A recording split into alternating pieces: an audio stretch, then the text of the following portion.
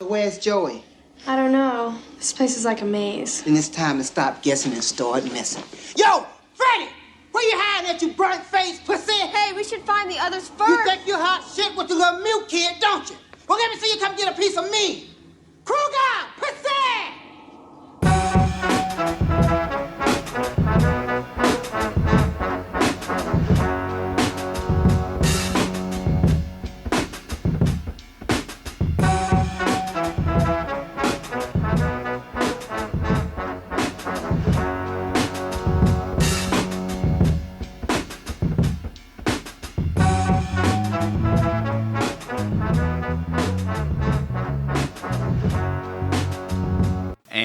Welcome back to another episode of Cinema Villains. Of course, I am your host, the ghostess with the mostest, Shaggy Black, along with my cohort and partner in crime, Mr. Jose. That's right, I'm here. Let's go. Wait, if you're a ghost with the most, does that mean you're dead? Trivia, who's the ghostess with the mostest? Beetlejuice. This is why you're my friend. I was like, what? No, I was expecting a trick question. I was like, wait, what? This is why you're my friend. Okay, cool. Obviously, of course, I come with that corny line to give you guys, say, happy fucking October, everybody. That's right. It's finally spooky season for you regular folks. I mean, it's always spooky season for us. It's nonstop. I'm actually fucking tired, but yeah, it is what it is. Yeah. We're here. We made it to October, right. Man. This is fucking it right now. We did it, guys. Yes. And obviously, you guys are gonna do a special thing in October.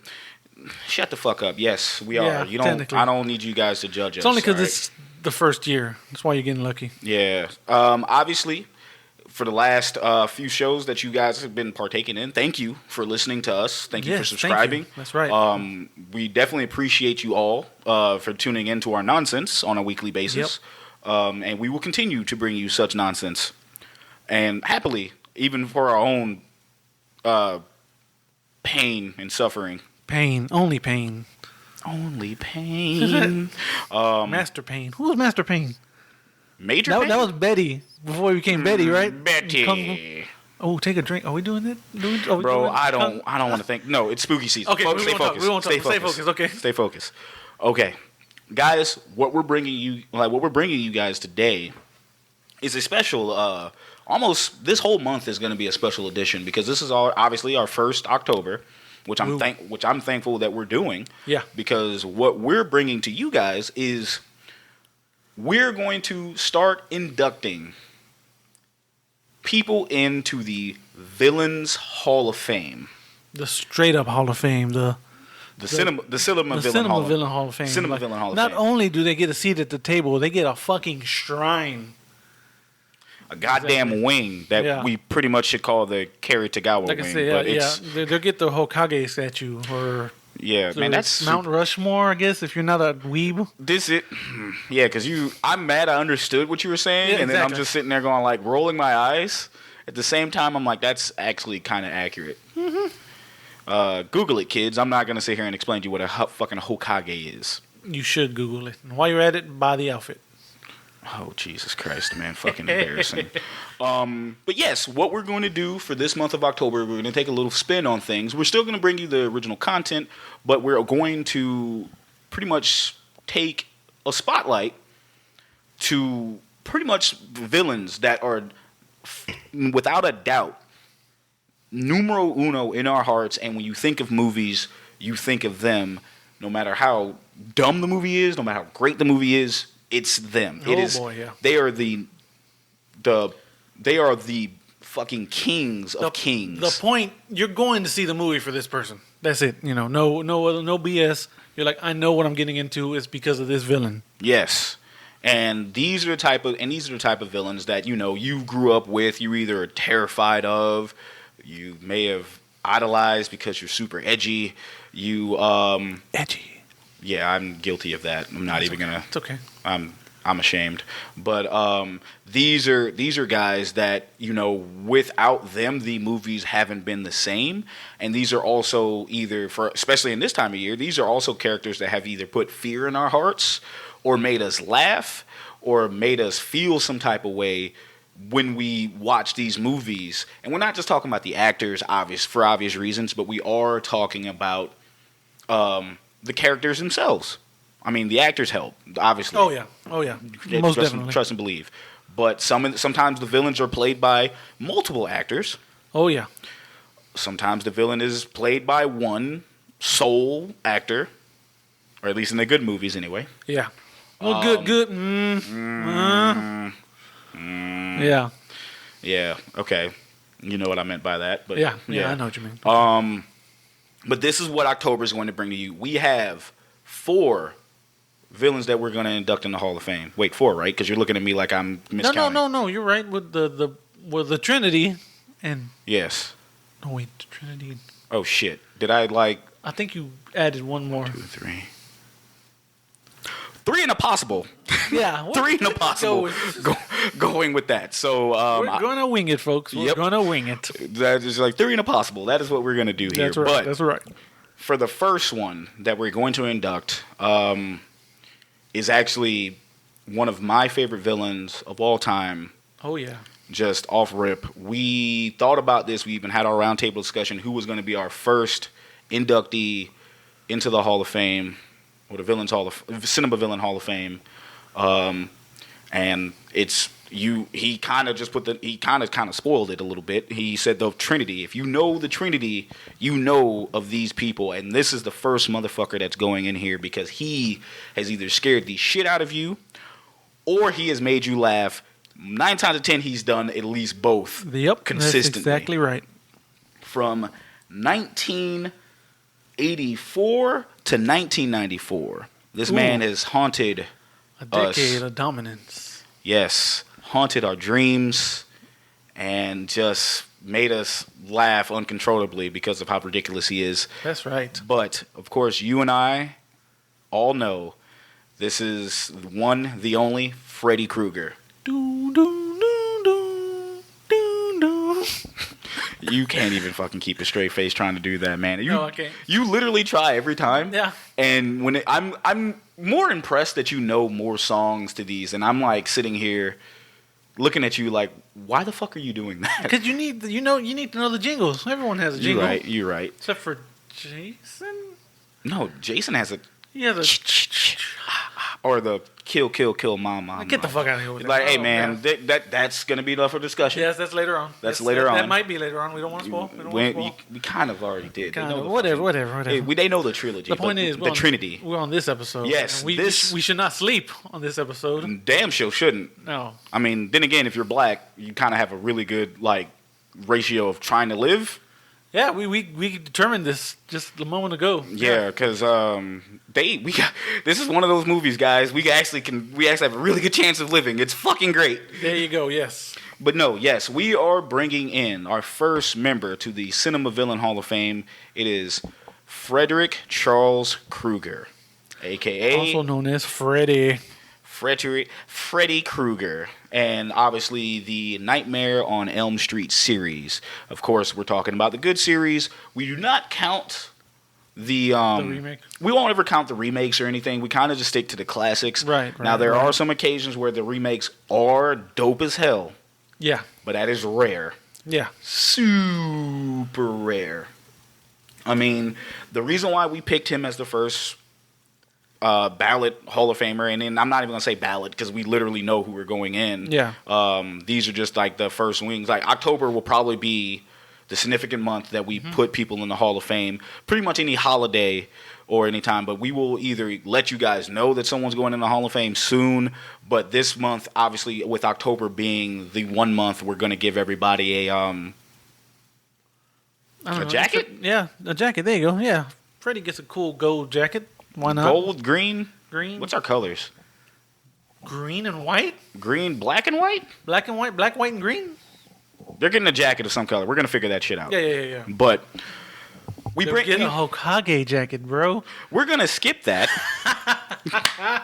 And we'll get back to you on that one. However, what we're going to... So obviously, we picked him first. Honestly, out of everyone... This man's really kind of had the better series movies run. If you think about it, I want to say so, At least you know who he is. Yes. Robert fucking Englund has been that guy since we are all in diapers or not even born. Yeah, before we were born. Some of us, anyway. Obviously, I was born in 1986. One of my favorite movies was Born the Year After, but we'll get into that later. Yep. But, Jose, I will say this. You know, obviously, Robert Englund means this. Robert Englund is that character. Just like how we love Kara Tagawa as Shang Tsung. Mm-hmm. Robert Englund is fucking Freddy Krueger. Yeah, absolutely. They tried to bring they someone definitely else. tried.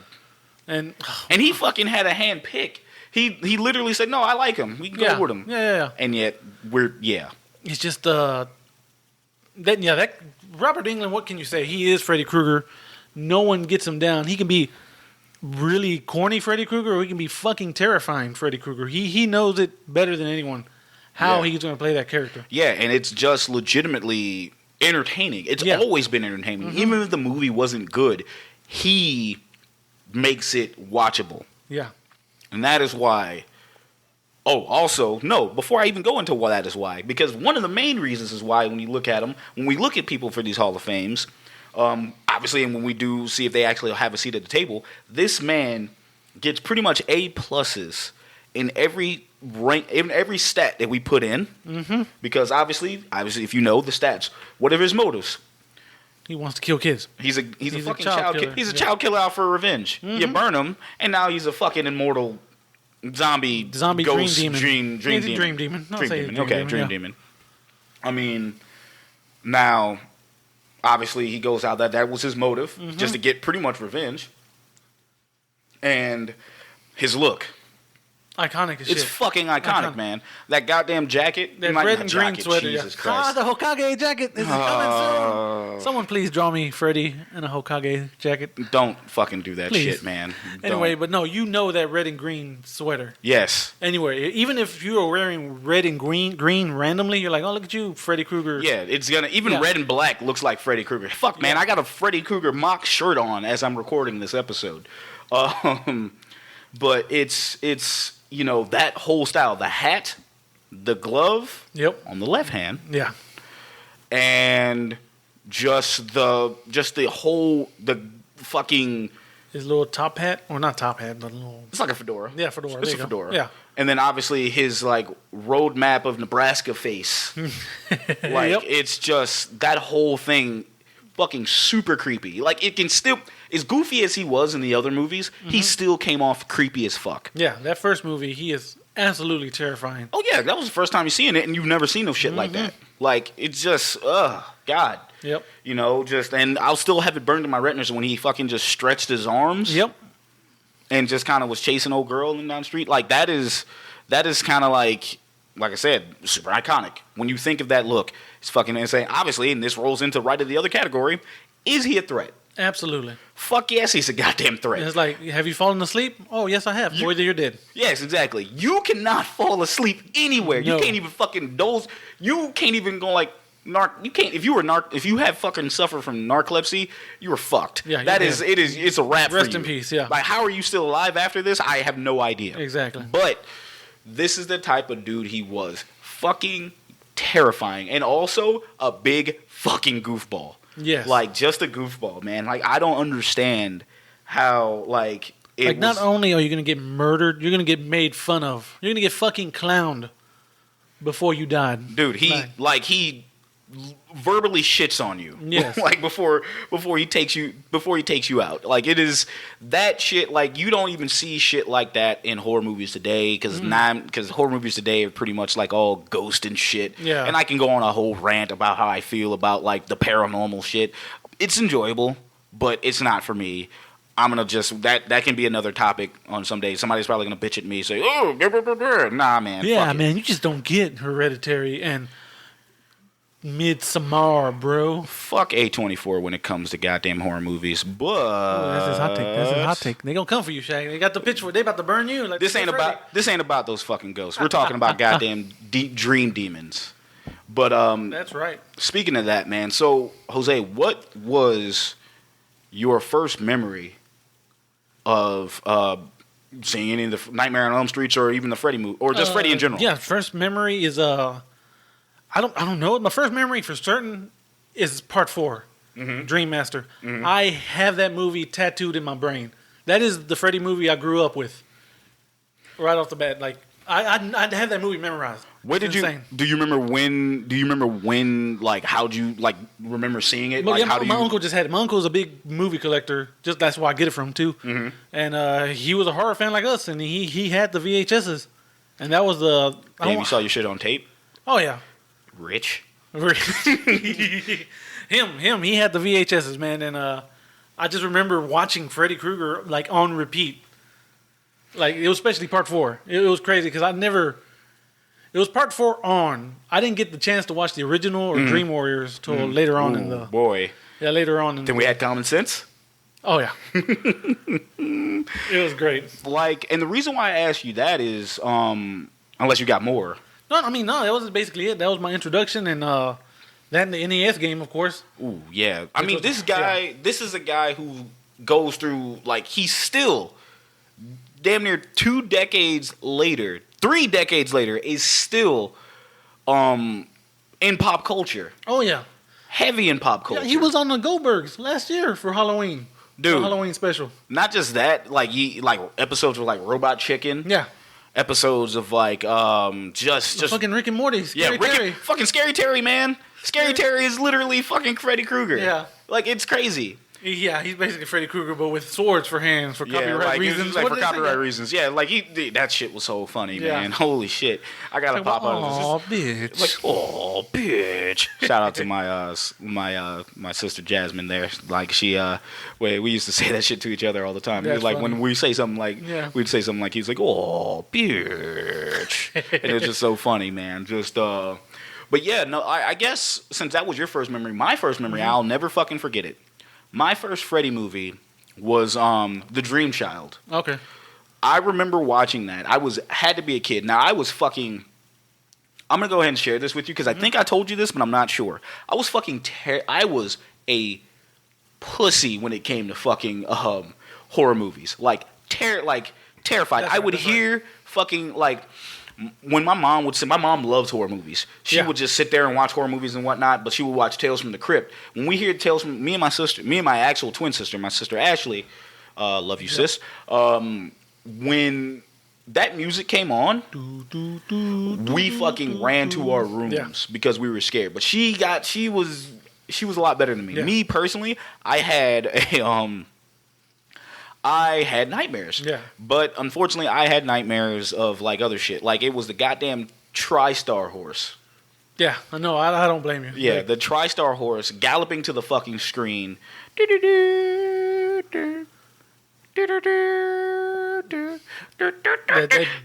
and then jumps at the screen. Calm down, Shaggy's having PTSD. I know, right? My shit, I just knocked over the mic. He's like, oh shit. But yeah, like I was fucking terrified of that shit. And one day, I remember that shit came on. I heard it, and my mom had enough because this one wasn't even a scary movie. She just wanted to watch a movie. Right. She just rented the tape from Blockbuster. Shout out to Blockbuster. Yeah. Just rented the tape from that, played it, and she was like, "God damn it!" She pulled me aside. She pulled me aside and looked me dead in my eyes and said, "Ashton." I should have just said Shaggy, but most of y'all already know my real name, but whatever. That's right. Oh, shit, I forgot about that. He looks at me and says, she looks at me and says, Ashton, this shit ain't real. None of it's real. At all. None of this can hurt you. Okay? It's gonna be fine. She tells me that in confidence, and like probably that same night or the night before, I had the same dream with the fucking TriStar horse chasing me. Or galloping towards me. I literally had like a sword and I stabbed the fucking TriStar horse. Like, and since then I hadn't any fucking... the power of self-respect and you exactly. Like Shaggy earned the power of self-respect. Like Shaggy earns the power of self-respect. Yeah, it's funny you were terrified of the Tales from the Crypt. I was too, except the only part I could not watch was him coming out the coffin.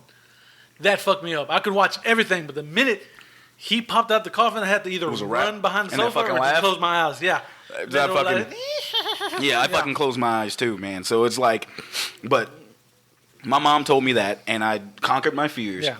And I say this because probably later on down the road, my mom is a beautician. She's a hairstylist. She had her own salon, and this was the good days. She actually had like cable in her salon and everything. Yeah. I remember she picked us up after school. And obviously I'm a boy. Right. They're in there doing the hair. My sister is like all around that, and I'm kind of like in the front room. Like she puts me in front of the TV. Fucking the Dream Child plays on, and I am like terrified. But I am like, I'm like oh, Yeah. And I'll never forget because I remember just like him getting the cross burning on his head. Getting the cross burning on his head and just exploding. Right. And it was just like all the pregnant stuff. I was just sitting there. I was intrigued. Yeah. That was literally my first memory of Freddy Krueger. Just my introduction to him. And since then, I've gone and watched all of his other movies. Yeah. And we got our favorites. I own so much of the fucking actual movies. I even own the Blu-ray box set that they dropped. Yep. I try not to buy all the goddamn like any of the shit online, but I'm a sucker and I always buy that shit. Yep. So shit, man. I remember I was fucking hyped when he was in Mortal Kombat 9. Dude, yes. And it was a little kind of sad because it wasn't Robert Englund, unfortunately. It was remake Freddy. Yeah. But still, it was still pretty damn hype. Yeah, it was still, and it was really well done. Yeah. I mean, you couldn't get licensing to Robert Englund and stuff like that. So which would have been fucking amazing. Yeah, which would have been dope, but it was still Freddy at the end of the day. Because it was MK9. That was the first one back. Had it been MK11 all day, they'd have had the money. They would have been like, here, let's go get him. Let's go shoot him. Yeah. Here we go. But I mean, obviously, and we talk about the movies here. We all have our favorites. Yeah. We all have our worst and the worst ones. Obviously. It's kind of funny because before we recorded, so what is the worst Freddy? I was like, honestly, dog, I think it's Dream Child. See, you said Dream Child. And then you said... I actually said Part 2. Yeah. And nothing, but my whole thing with Part 2, I kind of said, I kind of had a question mark when I said Part 2. Only because it was the weakest one at the time. Yeah. That we looked at. And when I saw it, when I remember it, I mean, it was pretty much a terrifying version of what happens when you come out of the closet. Yeah. That's pretty much what that movie was. And, but it still was terrifying in some spots. Oh yeah, like Freddy possessing that dude is fucking crazy. Yeah, and him in the one of my favorite shots in that whole movie was him like busting out. As soon as he came out of the dude, yep. he's at the pool party. He's like slashing kids. He's killing everybody. He's like, you're all my children. Yes, now. with the fire coming in the background. That fucking shot is one of my favorite shots. It's not my favorite movie, but it has my favorite fucking shot out of all the fucking Nightmare movies. Yeah. That particular one. That one fucking scene. It's just because it was visceral. It was something that like that. Like you knew you were fucked. Yeah. You had no idea who the hell that was, but you knew you were fucked. That was it.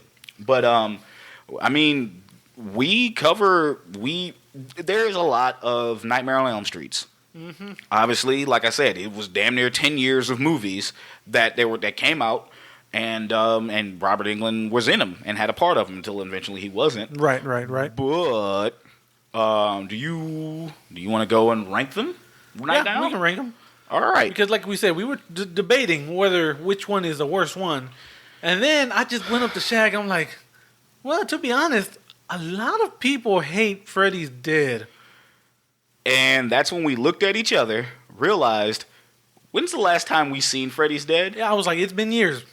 I saw that in theaters, That's a random fact. And I remember seeing it on like fucking like USA, like cable TV. Yeah, and I know I've seen it since, but it's like it's still been a while. Like I haven't put that movie on myself and watched it, but man, oh boy, we're like, well, fuck it, let's watch it. I mean, how bad can it be, man? That shit stank. That shit was rough. Oh my god. I mean, I don't remember it being that bad. Dude, Did our taste just elevate over the years? That's what it was.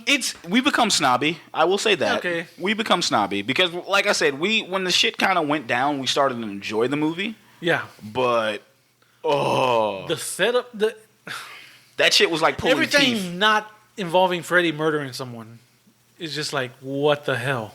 Yeah, it was bad. Yes, it was. It was fucking bad. So obviously, out of all the movies that are out, now normally, guys, we would do a synopsis. Right. But actually, we probably still would. But we're gonna take a new spin on this because this is not just covering a movie. This is covering a character. Yes. And obviously, and what he means to us, and what he's going into the Cinema Villains Hall of Fame. This is not your typical episode. Right, and it right. probably won't be for at least for another month. But we're going to be spotlighting these, and we're going to be just talking about the character, what they mean to us, and obviously then we're going to probably shit on the bad movies and keep going with the good. Yep. But we're going to start. I guess you want to rank these movies, and we're going to start with. We're going to go from worst to first. Yeah, let's go. And the funny thing is, guys, we kind of cheated here. The worst movie would be. We're gonna start with that, and we watched it, so that we're gonna kind of sort of review that one, and then the best movie, or to us anyway. Now remember, these are just to us, not like we didn't do like a poll or anything, or we're probably just gonna start doing that later. Yeah. But these are movies that we both agreed. Yeah, we love conversations. If you add us on Twitter or Instagram and let us know which one you hate the most, which one you love the most. And say, hey guys, you guys are wrong because I think this movie belongs in this part, and I'll just look at your ad. And spoiling our list a little bit. Please let me know why Freddy Dead is your favorite. I would love to hear your explanation. Yeah, please tell us why it's not the worst movie. Yeah. And I'll send your money myself. I will gladly put something in your Cash App if you give me a valid fucking reason on why Freddy's Dead is not. Don't say Johnny Depp cameo. That is not good enough. No, that is fuck. Or Roseanne and fucking Tom Arnold. Ugh. Gross. Man, okay, so obviously we're going worst to first. Let's do this. Obviously, number fucking what? He's 7 movies. Yeah, we're not counting the remake. We're not counting Freddy vs. Jason. Are we counting New Nightmare? Yes, I think okay. we should. All right. Word. So out of the 7 movies, coming in number 7, total dog shit. Yeah. Freddy's Dead, The Final Nightmare. Final Nightmare. Quote, parentheses, whatever. You got the synopsis on that one? Yeah, let me get it real quick. While he's doing that, this podcast is brought to you in part by SpaghettiOs. Okay, but anyway, here. Fucking Freddy's Dead, The Final Nightmare. Mm-hmm. Murderous ghoul, whatever. Ghouls. Freddy Krueger, Robert Englund, has slaughtered every last child in his hometown. He ventures on to a new location, scouting fresh victims to hack up with his finger blades. He arrives in a small town in which his long-lost daughter, I guess that's spoiling, goddamn, it's synopsis, but whatever, Maggie, Lisa Zane, works as a therapist for troubled youths. He attempts to recruit her for his dastardly pursuits, but she has other ideas. Father and daughter meet for a bloody showdown that will determine Freddy's fate once and for all. Bruh. Sure. Bruh. That synopsis sounded better than the fucking movie. Yes. Clearly. I would watch that. Yeah, that sounds good. I would watch that. So that sounds good on paper. Yes. That's the definition it definitely sounds good on paper. Yo, so pretty much, guys, also, we just realized we got a couple, and I forgot we said this because you brought this to my attention. We got a couple of listeners out there that try not to listen to it, that won't listen to the episodes because they haven't seen the movies. And to respect that, we're pretty much going to say this is heavy fucking spoilers. Yep, we're spoiling the shit out of these movies. Yes, if you haven't seen them... well, maybe not the shit, but we're spoiling the movies. Oh, I'm spoiling the shit out of it. Okay, well, there you go. I'm going to spoil the shit out of it.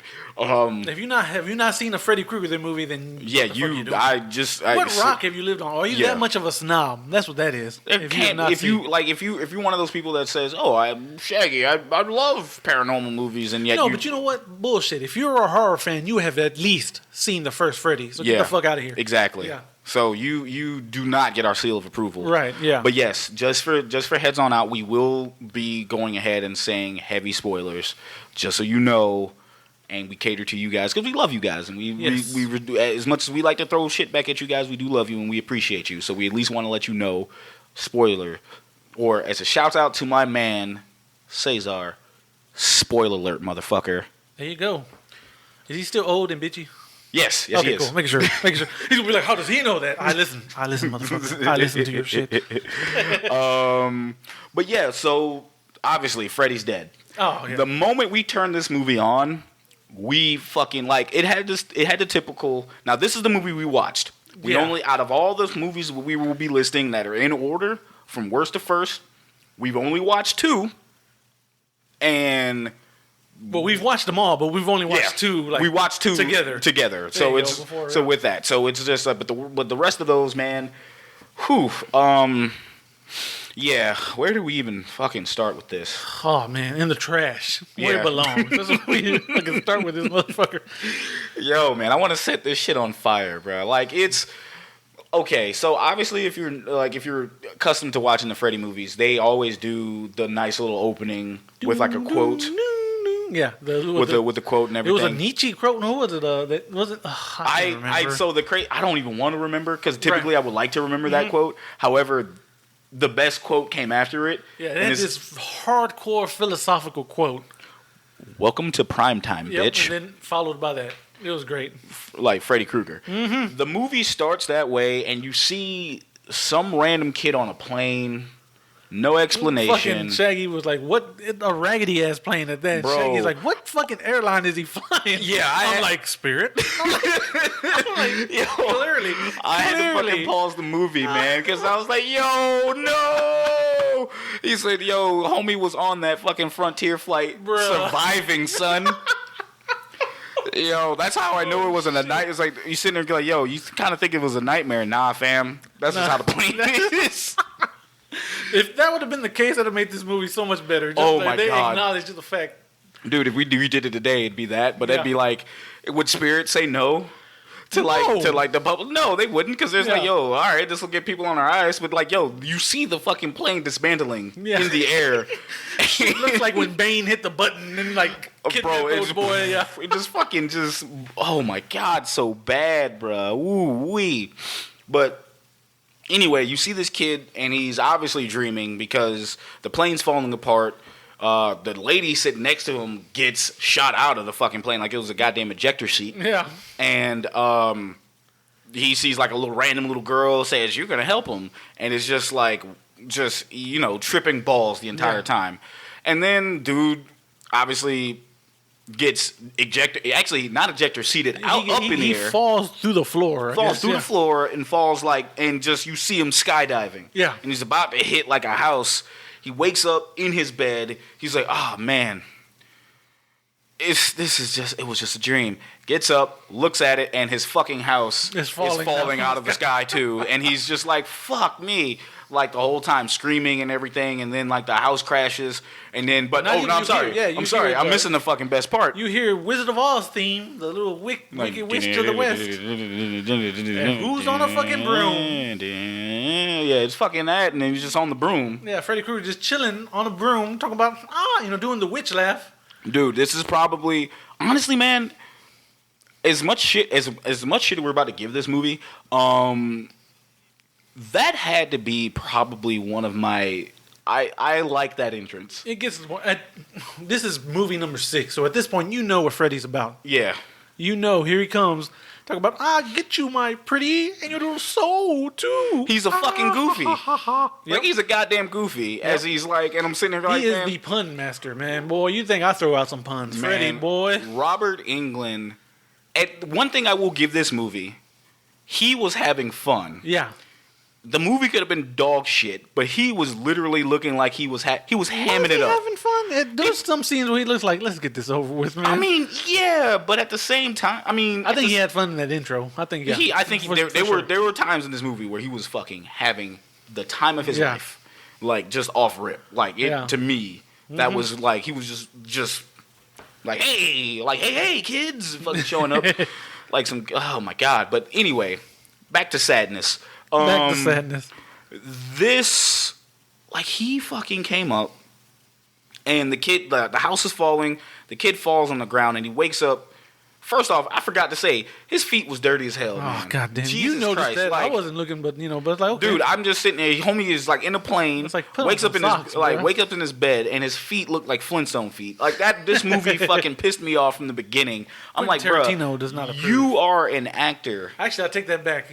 After watching Once Upon a Time in Hollywood, he might approve. Yeah. Them dirty ass feet in that movie. Man. I wanted to fight somebody. But yeah, like Anyway, it's just yeah. like I felt like, but yeah, that's just mean. That's literally I want to say nitpicking, but it's not nitpicking. It's just something I saw and I was just mad. But yeah, the fucking house crashes and he obviously gets what I can only describe as this movie is straight Looney Tunes. Yeah, it basically is. It is one big slapstick horror comedy. Damn near. Just he wakes up in like a street. He wakes up in a street and Yeah, because Freddy hits him with a bus. yeah, he gets hit. Literally sends him through like wall portal or Yeah, something. dude, it was it's the goddamn tunnel from Looney Tunes. Yes, like, dude, like got painted. It had his outlet, his little outline body shape on the fucking wall or whatever. It's like, god damn it. Oh my god, man! But he gets hit by a bus, and then he pretty much tells the kid, like, "Hey, go run along and Run along, doggy. yeah, Fetch. and fetch for me." Like the plot of this is he's pretty much trying to get like people. He's trying to get a new town because he's killed everybody. He else. killed all the kids. Like he's done. He's done. Succeeded. That Springwood is dead. Springwood's dead. The population is only like adults. There's only Tom Arnold. Yeah, just good old Tom Arnold. Ugh. Yep. But man, it's just oh my god, bruh. Like, but yeah, we just like that whole cavalcade, and then okay, so the kid wakes up and he starts walking. That's when you get to the shelter where we meet Maggie Yes. and Spencer, who is played by a young Breckenmeyer. Breckenmeyer. Like, look at this fucking guy. All Yeah. young and shit. Normally, guys, we would cover the people in this movie, but we got a lot to cover, so it's gonna be like one of those times that we won't talk about it. But this is all about Robert Englund anyway. Yeah, so we can just we're just gonna go there. But anyway, you get Maggie, we get her introduction to that, and you see Maggie and victim number 2 Yeah. just talking. And they're teens, they're in a bad situation and everything else. So They're in it's some kinda weird like, therapy. yeah, it's kind of like a therapy wing or some crazy shit For like that. Badass kids, I guess. I don't know. It's how can I put this? It's pretty much like a foster home with some kind of a budget, but it's not a foster home. It's more Like like a an halfway house? like a halfway house for kids. And the kids aren't on drugs. At least I know of the kids. Right. The kids ain't on drugs. They just come from fucked up homes, and they just got to go there. Except That's for what, Breckenmeyer, who's just the pothead of He's the not a drug. movie. The pothead and anarchist, because he's making pipe bombs. Apparently. okay, just so left that yeah, but we not gonna sit here and diss. Yeah, we're not. Yeah, Let's just not do whatever. But that, We're that's not gonna diss weed. Yeah, exactly. That is, but the pipe bomb shit. Yeah, I ain't. Yep. Under the jail. Yeah, exactly. like, bro, how are you making these? Right. Exactly. It's like whatever though. Like, no, like my first thing is like, as soon as Comey came in with the pipe bombs, is I found this in the room. And as soon as he starts to talk, I'm like, nope. Stop talking. Go to jail. Yeah, exactly. Arrest this guy. Like, arrest him. Arrest this domestic terrorist. What the fuck's wrong with y'all? Like, fam, and it was a perfectly built bomb. Yeah. Like, not cruddy. Like, how are you making Yeah. this? And he's like, yeah, I'm teaching the kids survival. Are you fucking... You incel. What are you doing? Oh, my God. But anyway, Wait, I just realized, was that the setup for the ending? it was. I just realized that shit. Was that Chekhov's pipe bomb? Yeah. Oh, god damn it. I just realized that shit. Whatever. Let's go. Anyway, guys, I mean, this movie, like, we could talk about it and cover it and everything else, man, but, like, I want to kind of take a shit on this movie. Like, this is what this... We don't shit on a lot of movies because we only have so many episodes. Hell, we reviewed The Phantom and we're fair to that shit. Yeah, so. we were definitely fair. We try to be fair, but I can't... There are some good things in this movie, but the bad outweigh the good. Oh, most definitely. Good All day. fucking Lord. One thing, if you guys will know about me, I love cinema. I'm a huge movie buff. Yeah. But one thing I love the most is the camera work. Mm-hmm. Camera work is huge in horror movies. Huge.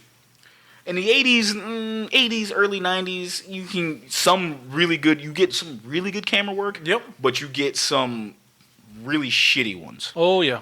And by God, there were some shitty ones in this one. And not just camera cuts. You literally, not just how camera's working and moving, you literally just scene cuts. Yep. Fucking cuts. Like, the editing was horrible. Editing was bad, dude. Yeah, I can't even fucking explain because I'm so upset. It was just hard cut to another scene. Yes. Immediately. Like, we would be having a conversation, and now we're going to bring you the weather. Yeah. Not even that. It was just, split. Yeah. Like, soon as we can sit here and have a conversation. It's not even now we're going to bring you the weather. We're bringing you the weather. Like, exactly. Immediately. Yo, here's, so we're going to talk about this movie. Now let's get into the show. Yeah, exactly. That type of shit. It was fucking crazy on, how is this that bad? Like, who? Yeah, this was not a good... No, it was not, good shot man. and edited movie. It was not. I mean, you meet the other cannon fodder in this movie as well. And, at this point, you're just racking up bodies. Mm-hmm. But I want to say this might have been a low kill count. Yeah, it was only 3?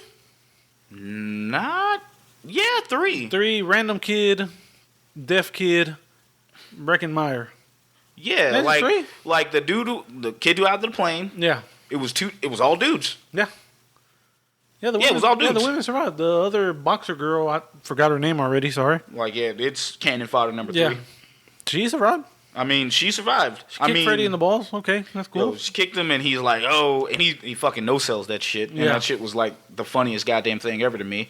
But, nah, man, it's just... Oh, God. I want to talk about the good in this movie, but it's so fucking difficult. The only really good in this movie is, like I said, Robert Englund's having fun. Yeah. He's legitimately having fun. He is just...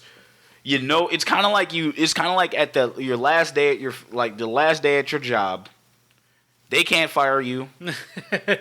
Because you put your time in. Yeah, exactly. You had a blast, but it's time to go. Yeah. And I'm just gonna fucking go out with a bang. I'm gonna do all the stupid shit that I've wanted to do. Yeah. And he definitely did it. I mean, yeah, because right now, to confirm that, I'm actually going to the kill list in this one. So yeah, it's pretty much every child in the spring. For this movie, Night came was obviously Freddy's Dead, the Final Nightmare in 1991.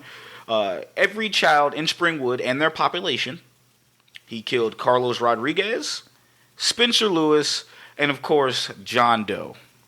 Yeah, because you never figure out who he is, and he doesn't remember who he is either. Not at all. And it makes no sense. He's like, you kept me alive. He gets, before his death scene, he's like, you kept me alive. I'm your son. Because you think I'm your daddy? And he's, no, wrong. And he fucking, and he murders him. And once again, dude's falling out of a fucking plane, which is fucking hilarious. That's, the only really fucking continuity and Freddy literally Looney Tunes a pit of, a thing of spikes. He pushes it and he's like... Yeah, on some Wile E. Coyote shit. Yeah, man. It's just oh my God. But see, he was the bright spot in this movie. Yeah. The biggest bright spot in this movie. The biggest, just Absolutely, he worked. Yeah. I mean... The movie, and obviously the movie ends, and the best part about this movie ending, we're not going to cover all of this movie, because I refuse. Because that we got more to talk about. That shit. But he kills a deaf kid by amplifying his hearing. What's your favorite death in this movie? Let's just do that. We're going to cover every movie that we cover, we're going to talk about our favorite deaths. Okay. Fuck it. It's a power glove. Fuck the power glove? Yeah, the power glove? The death scene was pretty creative, but fuck it. Freddy literally pulls out a power glove. Yes. Pulls out the power glove, and he's like, now I'm playing with power or some bullshit, and just beats the shit out of a kid in a video game. Yeah, it was Breckenmeyer that he murdered. Breckenmeyer, yeah. Yeah, that's it. Breckenmeyer's character was Spencer Lewis, by the way. Yeah. I am going to say my favorite death in this probably was Carlos with the head explosion. Yeah, that's a really good death. Like I said, that's why I mentioned it. Because it was so goofy, but at the same time, it was probably one of the better ones because it was classic Freddy. I'm gonna pull you into my world. I'm gonna take your weakness and I'm gonna kill you with it. Yep. That's exactly what it does. Exploded his head by scratching on a chalkboard. Yeah, because the kid was actually was hearing impaired. Yeah. And he was murdered. He was fucking murdered by Freddy putting his own weird hearing aid. Yeah, weird demon hearing but before aid. that, sticking the COVID swab up his fucking ear. Oh my god. Jammed a fucking cotton swab in his fucking ear. Yeah. Like just through his brain. I always seen that, like, I was like, okay, that's the world's longest Q-tip. That shit doesn't exist. Bro, that shit. Years later, COVID test. Oh, that's the Freddy Krueger Q-tip. That's that shit, man. Oh, no. Mother of God. Yeah, but anyway, yeah. Yeah. But, I mean, the best thing about this, other than the end, actually is the fucking ending. I'm not kidding you. It literally covers all of the movies that he was in. Yep. It shows the kill, shows his most iconic moments. Yep. And just ends with like Iggy Pop saying Freddy's dead and just going into the tune. It was dope. Yeah, it was a good ending. I liked it. It was a good montage. That was it. But my God, I couldn't have gotten out of there faster. Like, holy shit. Me and Shaq just looked at each other like fucking why? Like why? Jesus. We needed old dude from Kung Pao. Speaking of Kung Pao earlier, to come in. Like, I strongly encourage you to reconsider.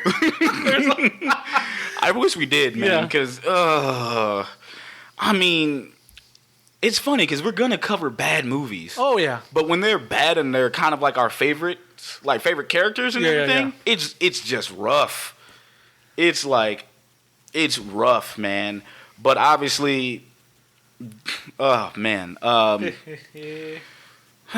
was Freddy's Dead. Freddy's Dead. Complete final nightmare. Complete dog shit. Out of all of them, yeah, that's pretty bad. It was bad. You do not have to fucking see. You do not have to fucking see this, unless you're a completionist and a masochist. Yes. Yeah. Thank you. I was struggling with words. I got you, bro. Thank you. Mm-hmm. But yeah, that was number 7. We're going to come in at number 6. Yes. What you got? Ooh.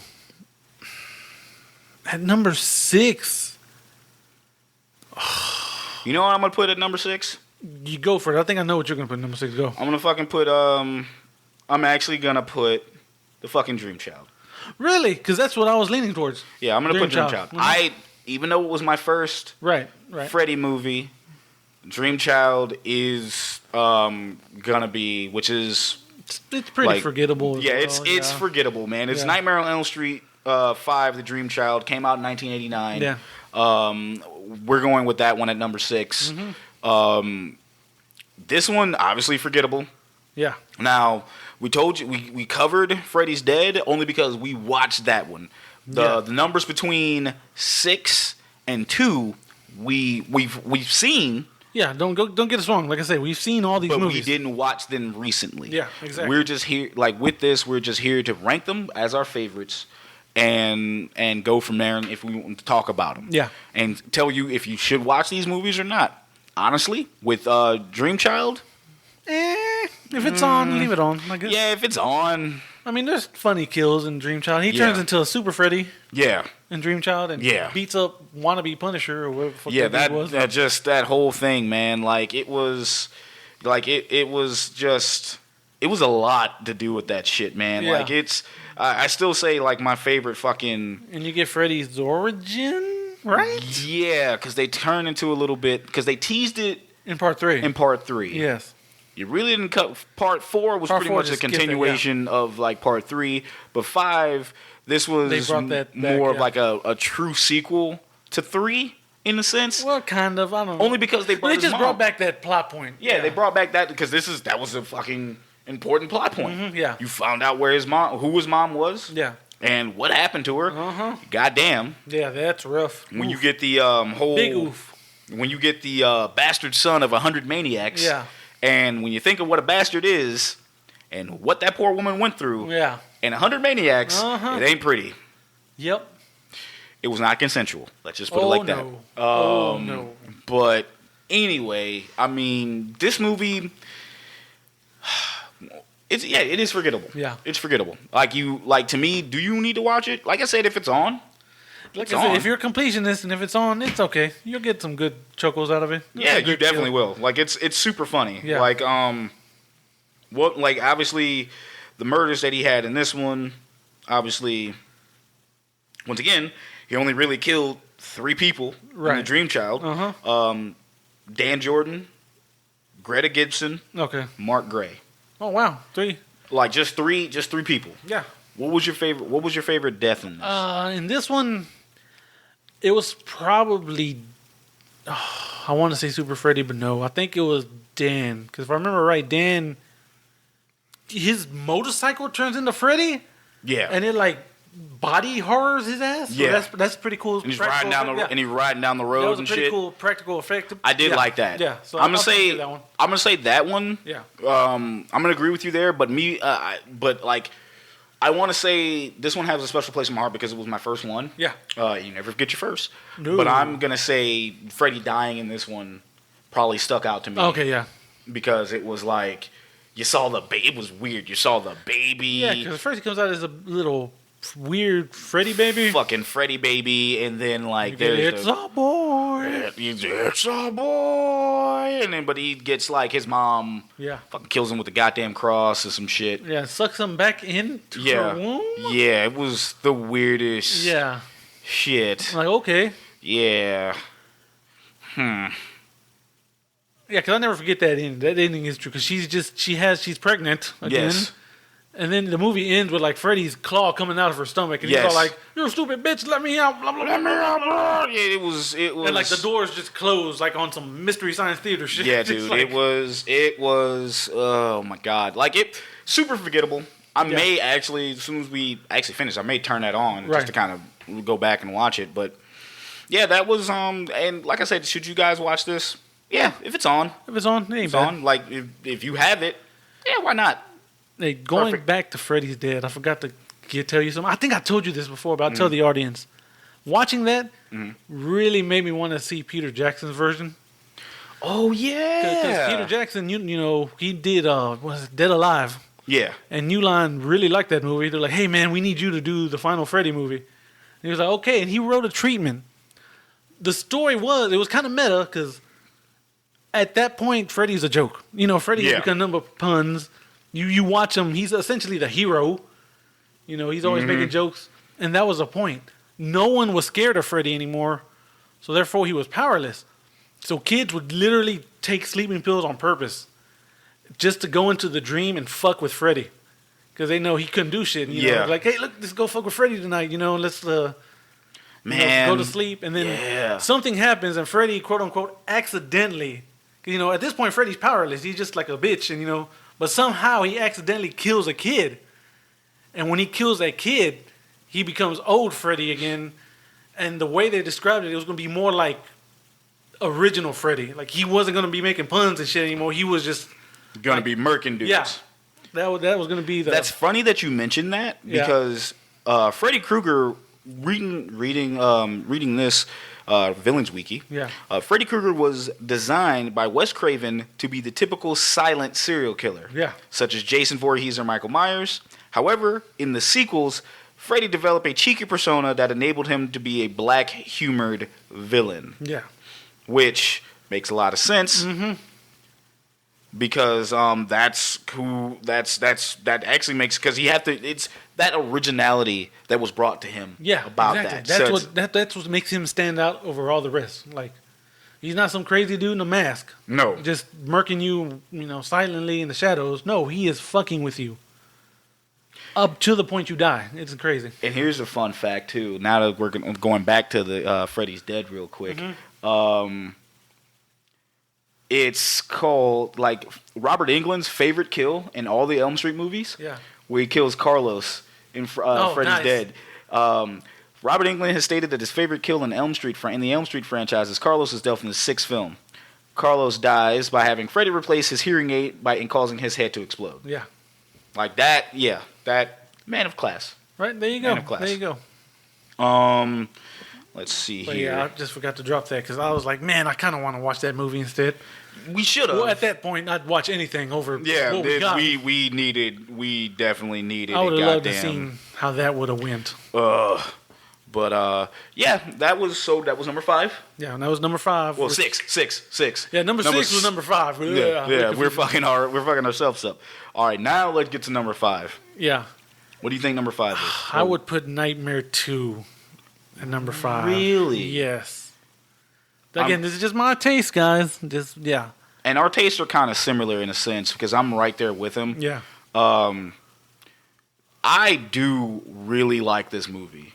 Yeah. Is it bad? It aged better than most, I guess you would say. Once you get all the ideas of like what happened in Nightmare 2 and what's going on with Nightmare 2, we pretty much you get a lot of shit like with that. And that's Nightmare on Elm Street 2's Freddy's Revenge in 1985. There you go. The fucking kills on this obviously were go up and get these kills. These kills, actually he's killed 2. So apparently he has 1, 2, 3, 4, 5, 6. He has 5 actual kills and 2 possibles. Yeah. He kills 2 of Jesse Walsh's pet birds. Mm-hmm. You got Coach Snyder, Ron Grady, at least 6 swim party guests, Carrie Helleman, and then obviously the 2 possibles are Lisa Weber and Jesse Walsh. There you go. So the crazy shit about this is this movie, it's funny because I feel like we're rating it low, but this movie has done almost more for the damn cinema of like how it is because of what it represents. Yeah, no, that's absolutely right. Yeah. Yeah, it's you had first off, it was one of those movies to where you thought the boy who played Jesse, who was going to be the main guy, wasn't the main guy in the movie. You gave it to the girl. Yeah. That was a swerve. You thought the main character in the movie was going to be him. It wasn't. It was the girl in the movie. And it was just like it was to the point to where it's like, oh shit, I didn't know that was gonna happen. It was a nice little fucking twist because you didn't fucking know. It was pretty much you thought it was gonna be Jesse, but it's Lisa. Right. So Lisa just takes over. And obviously the one big thing about this movie was obviously this was, and I mentioned it earlier, this was really a movie about coming out of the closet. Oh yeah. Because the actor who played Jesse Walsh, which is Mark Patton, literally came out a few years after this, or like so, I can't remember this. I can't remember There's when. A documentary on Shudder. Yes. Called Scream Queens, right? My Nightmare on Elm Street. I believe that's what it's called. Yeah, and it's It's basically his story about how he made the movie and how he realized it kind of helped him realize he was gay. This movie helped him literally come out of the closet. And then he kind of got blackballed, I guess. It was weird. Yeah. It was weird. Go watch that. If you have a Shudder account, go peep that out because it was super. It's a lot. It's a fucking lot because that actually really fucking did put that man's career in a weird spot. Now he's comfortable talking about it, but it was weird because you had a guy who this movie was gay as hell. It was gay. Let's just be real. Yeah, it's super gay. Especially looking back on it now. If you're looking back knowing it's a story about a guy coming out, yes, it is super obvious. This is literally an after school special about coming out, and Freddy just happens to be in there. Like literally, it's what that is. It's fucking. I still like it. it. Because, like I said before, my favorite fucking scene, and I will say my favorite kills, come from that party where he's at his friend's house. Yeah, he's like, man, I gotta go see him. He's like, I gotta go see. He was like, I gotta go see. What was it, Ron? It was Ron. Yeah, it was Ron. He got to go see Ron. He was talking about going to go see Ron and everything, and that was his rival and his friend, and they kind of had like a thing. It was like, are they or aren't they type of deal. It really had like a lot of like gay undertones. And that teacher too, that gym teacher. Oh my god, dude. Yeah, I was like, oof. Yeah, it really had a lot of but it was crazy because if you look back on it now, it literally is there. Yeah, like clear as day. Back then, you couldn't have told unless you were like I wasn't born, but I wasn't born then, so I can't really say that. But yeah, and then I remember seeing it, but I'm young as shit, so I'm missing all these undertones. I don't know what the hell. Hell yeah, I'm just thinking it's about a movie about Freddy taking over somebody. Yeah, I'm thinking that's exactly what that is, and man, it was definitely interpreted to something else because it's me personally. I want to say because of what it. I want to say it's positive, but it's kind of not because it kind of fucked that man's career up. Yeah, it sucks because it did so much without saying so little. It's still I fuck with it. I'm just say that I fuck with it. I fuck with that undertone. It's weird. It's its own little flavor. Yeah, of that. Absolutely. So I will say that. Should you watch it? Yeah, watch it. Educate yourself. Mm-hmm. Educate yourself. Go look at that movie, and it's still fucked up. Let's not even kid ourselves. Right? Yeah. I'm trying to paint this movie in a good light. It's fucked up. It's also mid. Yeah. It's mid. Let's not joke ourselves. It's fucking mid.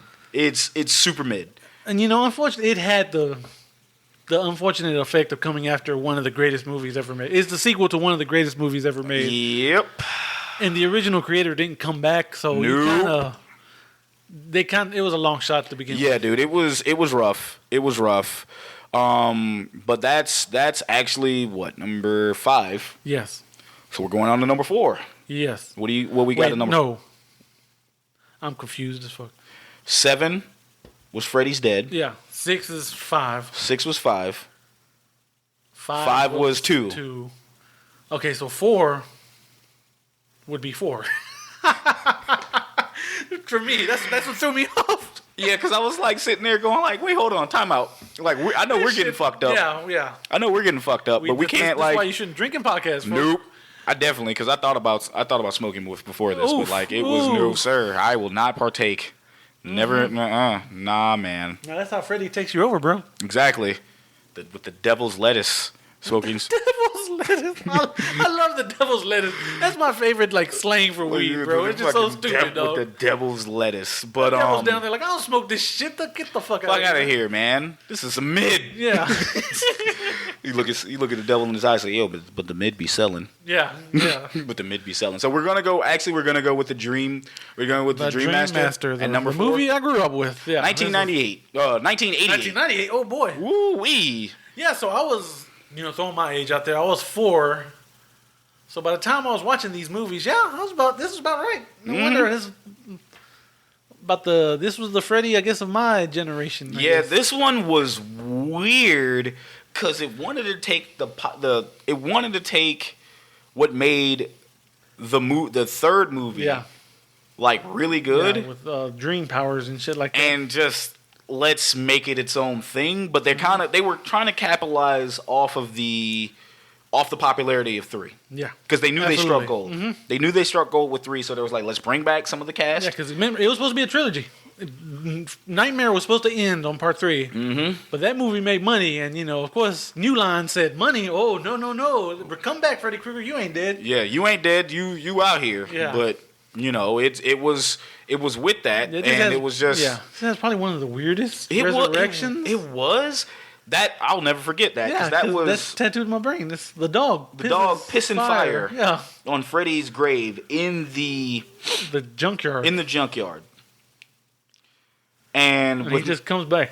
Oh fuck! What was my man's name? Kincaid. Yeah, with my man Kincaid, who was survivor in part 3, and he's screaming Freddy's back before he fucking meets his demise. Yeah, which is a sick ass line. He's like, "I'll see you in hell, Krueger." Yeah, and then of course he's like, "Tell him Freddy sent you." I was like, "Let's go!" It started. That's boss as shit. It started great, and it was still mid. Yeah, it was still mid. There's still had one of the deaths that fucked me up as a kid.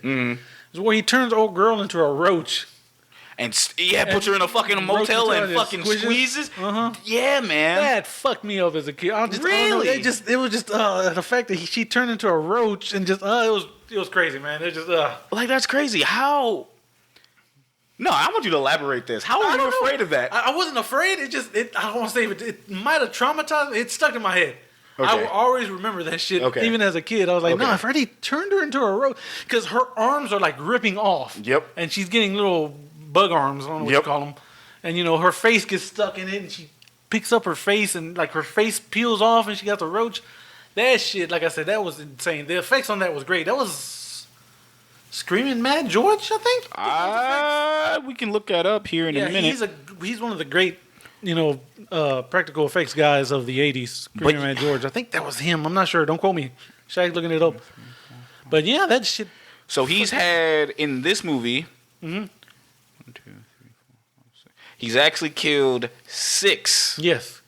6 people in this movie. Spoiler alert: he takes out the remaining kids from Dream Warriors. Who is like he takes out everybody from Dream Warriors. And this is officially when Freddy becomes pun happy. Yes. Because he was perfectly. We'll get into it later, but he was perfectly balanced in Dream Warriors. I think. Yes. But this one, no, he is throwing punches. This one, out. This is where fucking. This is Scary Terry. Yes, this is exactly where goofy ass Freddy was born. Yes. This one movie. If you had to think about what movie fucking inspired goofy ass Freddy, it was literally number 4. Because he murders old dude in a what's that shit called? A waterbed. Yeah. Talk about like have a wet dream. Well, he said some shit He like said that. some crazy shit like that, man. Like it's crazy to me. He's like, how's this for a wet dream? And just My god, dude! It was like Patricia Arquette is in this one. Was one of the bigger faces. in this movie. she got replaced. She's not on it no more. She in wasn't. Dream Warriors. Oh yeah, I believe it's Tuesday night now. It was Tuesday night. It was Tuesday night, and night spelled like Night Rider. Rider. Yeah, Night Rider. Or like Demon Night. Yeah, take a drink. Yeah. But anyway. Hell yeah, Billy Zane. Oh no, we're covering it. Oh yeah. This is Billy Zane, man. That's Billy Based Zane. We used to call that. Yeah, pretty much. The thing here with her actually not returning, Patricia Arquette was not in Elm Street 4 because she was wanting to pursue other projects that allowed her to play what she considered meatier dramatic roles. In other words, she ain't got time for this slasher bullshit. The fuck out of She here. said, despite that, however, she says that she still loves the horror genre, and she loves and has a lot of affection for the franchise. Oh well, there you go. I guess she just like, dude, look, I'm not Jamie Lee Curtis. I don't blame her. She doesn't want to be like you didn't want her to be typecast. She didn't want to be the new Nancy. Yeah, that's pretty much what it. That's pretty much what's it. Like she didn't want that. She didn't want that at all. And pretty much it was just going on, just with that. It was just weird. It was this movie. I watched it because of 3. Would I put this movie on?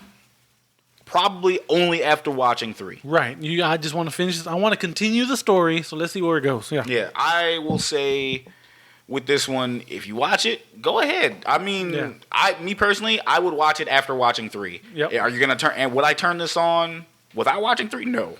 Yeah. Yeah. No, thank you. Because none of it's gonna make any sense. No. Yeah. This is unfortunately this is a story. It's not like Jason. We can just put on any movie.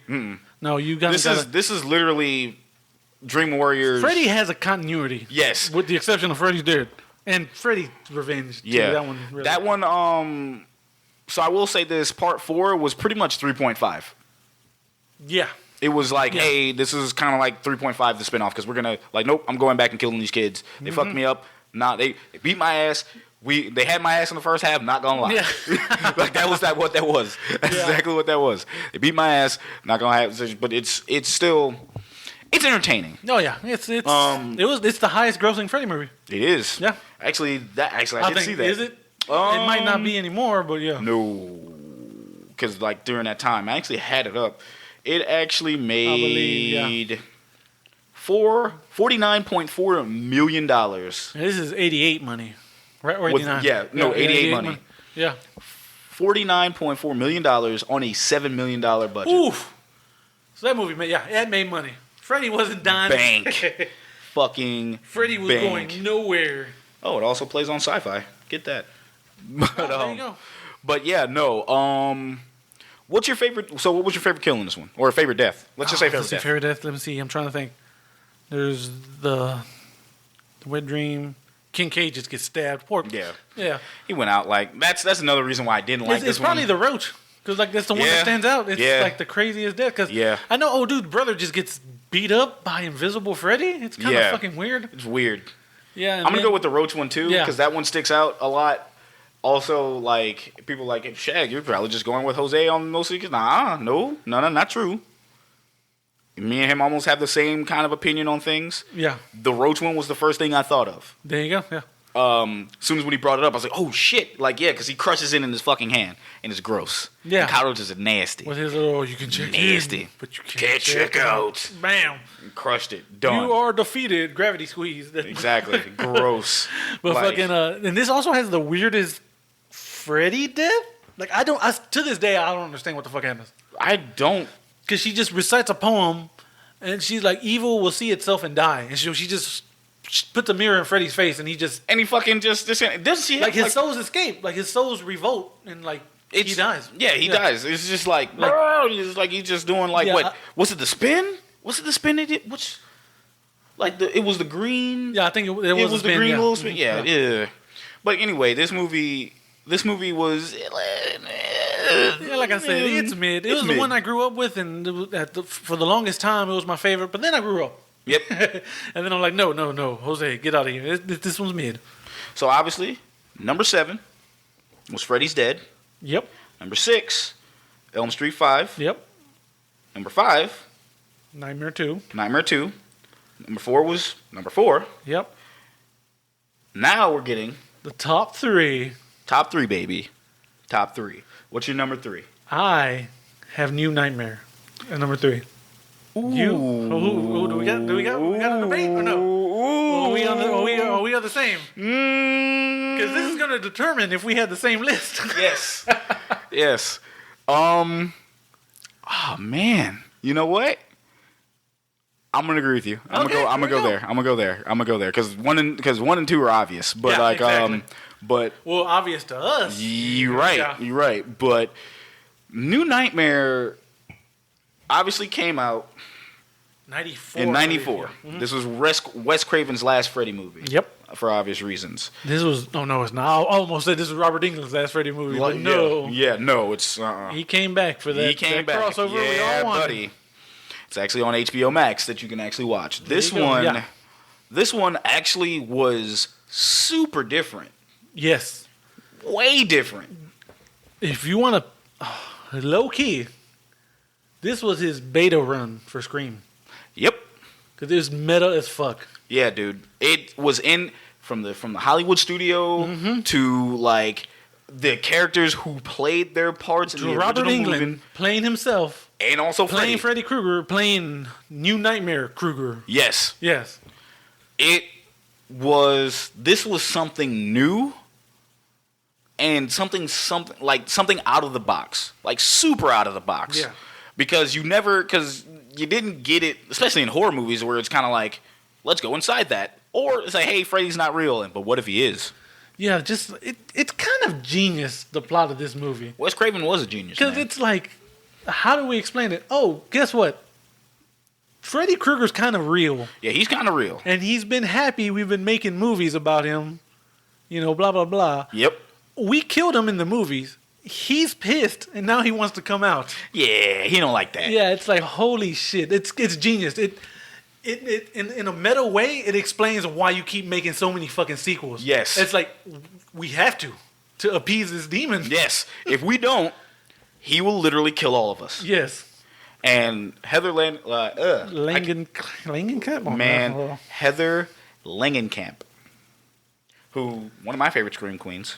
Yeah. I will agree with you right there. She played herself and Nancy in this fucking movie. Like, everyone played themselves and their character from part 1. It was the greatest little thing about it, man. You saw her and then she obviously had a kid, and the kid was pretty much Freddy's portal. Yeah. To get to them. Right. Like, it was. Do you remember seeing this movie for the first time? Oh yeah, I saw this in theater. Oh, yeah, I was so like I said, my mom was nice. My mom did dude, not I am so jealous of you seeing these in theaters, bro. Like I didn't get to see a lot of these in theaters. I mean, I got to see this one. Hopefully, I'm trying to see. It's funny because they were watching something, and they called me. Her and my uncle called me into the room to watch this trailer. They just called you in to watch the trailer. They didn't tell me what it was. Because they knew I was a Freddy mark. So they're like, watch this trailer. I'm like, what is, this is pre-internet, so you can't, you just can't watch. You don't know trailers dropped or whatever. Yeah. Nope. And I'm watching it, and I'm like, well, what do y'all got me watching? Because the trailer's really weird. Yeah. It doesn't tell you anything. It's just a bunch of scenes. And at the very end of the trailer, Freddy opens up the door, and he's like, did you miss me? And that's where the trailer ends, and I was like, I lost my shit. Man. As a little kid. I was hyped. I was like, let's go. Man, it was... So that movie was like... So... It was good. Like, it was... No, this is a good movie. This is really good. Like, this is the reason why I kind of flinched and put it in number 3. Yeah. Only because I'm like, this movie slaps. Yes. Like it's not the typical Freddy movie, but this movie fucking is on some other shit that, you know, you were not prepared for. You thought it was gonna be like a normal fucking Freddy movie. It wasn't. Right. It was definitely on some other shit.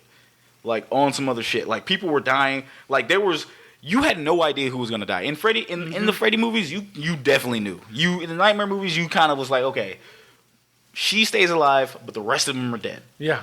In this one, you were like, oh shit, they're actually killing important people. Yeah, it's like, oh shit. Yeah. Oh no. Oh fuck. Yeah. Oh shit. This is you, and he's 100% correct, because this one actually showed. This was pretty much a teaser for Scream, because Scream, people come out and say a lot, saying Scream was very much known for killing a big name star right off the bat in their movie. This one was just killing fucking their stars from their other movie, and you think they were gonna die, and they did. Yep. Fucking incredible. Yeah, this movie is great, man. Like, this it's is funny. A good movie. I actually don't have. This was like, I actually might put this on the rewatch list. Actually, I told myself I was gonna watch like part 2. Right. I may just watch this. Yeah. Because like, I'll watch part 2 another day, but I think I'm gonna watch this one probably after we wrap this up. Right. Yes, that is going for you guys. I would, if you have HBO Max, give it a watch. Yeah. It's fan-fucking-tastic. It's great, man. It is. I don't have. They do interesting shit with it, man. Like I said, it's an interesting fucking movie. I don't have a favorite kill in this. Yeah, no, I don't think it's just. There's nothing over the top. It is just straightforward, back to basics. Yes. Yeah. Like, I don't have a favorite. I have a favorite fucking scene. What's your favorite scene? Where they pretty much reenact the phone tongue scene. Oh, that's right. Like, she's like, nah, this ain't real, and they fucking get licked. She's like, oh, what the fuck? Yeah. Like, and her kid is like fucking around in the kitchen. Yeah. Like that, and it was like, the only weird shit was, I guess, with this was like the end, or kind of sort of the end, where Freddy's chasing them in the streets. Yeah. And they're like in the highway and shit, and because he snatched the kid and he's fucking running, and you see him in the sky. Like, that's bad CG. That didn't age. It was not. That was. I only remember that because the 3 Black Geeks reviewed this movie. Shout out to them, and they talk about why did Freddy look worse than when Eazy-E was in the clouds at the Crossroads movie. I was like, oh shit. Oh, that cracked me up. God. I had to think about that, but it's true. Oh my God. But no, it's great. And, you get the ending. It's a script. And it's like, Wes Craven, thanks for playing Nancy one more time. Man. Just another meta moment. Yep. It's great, man. This movie's great. This movie is so good. It's so good. It's crazy because we're looking at this going like, well, guys, if it's so good, why is it number 3? I don't know. Maybe we made a mistake. Maybe. I don't know. I'm not know, because I'll fight. I already know what my number 1 is. Oh yeah. I know what number 1 is. I'm saying maybe it should have been 2. Maybe it should have been. Maybe. Ooh. Yeah. Ooh. One little funny trivia about this was like Johnny Depp. He wanted Johnny Depp to be in the funeral scene. Mm-hmm. And it was Wes Craven's funeral, Wes right? Craven. Yeah. Well, no, Wes Craven. It was someone else. I can't remember. Was it? Okay. But he was scared to ask Johnny Depp because at the time Johnny Depp had already become the truth. Johnny Depp. Yeah. He was like, no, I'm not going to ask him, man. He won't do it. I think Johnny would have did it. No, he ran into Johnny years later, like, hey man, I wanted you in New Nightmare for this one scene. He's like, why didn't you ask me? I'd have been in a heartbeat. It would have been no problem. Oh my God. And Wes Craven was like, shit. Because he's just like, he ain't gonna be in my movie. He's a superstar now. He's like, bro, yeah, man, you helped me, man. Why not? Yeah, he's like, all you had to do was ask. I'd have made time. I'd have made time, man. Yeah. We did it. And you just got to kick yourself. All right, man, the movie is... That's why I asked you earlier. I'll ask you again here to see what the audience think. Mm-hmm. You said no, but you don't think Johnny Depp could be Freddy if they ever remade him. Man, I don't... Johnny Depp one hell of a character actor as well. Besides a regular actor, he can... He is. Yeah. I don't think he would. Only because you would... People... That's a good ass question. I honestly don't think he will or would do it, only because it'd be too much like Edward Scissorhands in a sense, and it'd be like only because of the finger gloves thing. He's done it. Yeah. And, that's right. He's like, I think he has too much respect for Robert Englund to do that, and the franchise, and for What if Robert asked him? What if Robert's like, man, I really want you. I know you can be a good Freddy. But it's also funny because Robert wants Kevin Bacon, and Kevin Bacon's like, I'm fucking down. Yeah, Yeah. Kevin Bacon was fucking a dickhead in goddamn Hollow Man. Yeah, so I'd be down for that. But no, like, it's just because Johnny Depp's character was murdered in the first one, and yet, you know, it's like he'd be coming back to play an icon villain because you were murdered. Like, but like, what would you do with the story? Oh, I don't know. That's the thing. That's what I'm saying. Like, what he would be like Freddy Krueger. Like, no, like you wouldn't want to do that. Well, at this point, Robert Englund's like, you know what? I think I got one more. He could probably do it. He could probably do it. Halloween. He saw how much money Halloween. Yeah, he was like, 2018 made. He's like, I could probably do one more. I could do one more after doing the Goldbergs too. He's like, yeah, I think I got one more Freddy movie in me. If y'all needed me, he can do it, bro. He can do it. I mean, now we're down to the nitty gritty. This is it. This is probably going to determine what. Like after we say 2, you know what number 1 is. Yep. So let's go. I want to go ahead and state before we jump into this. I want to hit y'all with some facts. Let's go. Actually, it's funny. Jose's the trivia guy here, but I actually have the things up right here, and I actually taken notes a little bit. I'm not saying Jose didn't, but he's got random fucking facts that I probably wouldn't know. Pull out the top of my head just randomly. Yeah. So let's go. So obviously, we all know that Freddy Krueger was created by Wes Craven. Yep.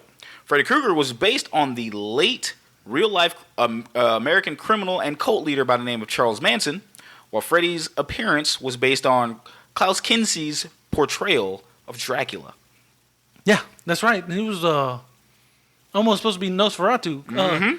In New Nightmare, Freddy Krueger. Robert Englund does a tribute to that. There's a scene where you see his shadow, and it's the glove. It's supposed to be that iconic scene. That's right. That's right. Although, actually, these are two things. I'm gonna say this one first, and I'm gonna get to the other one second. In the original script, Freddy was a child molester, and this is a lot of what people think, because shit knows I did too.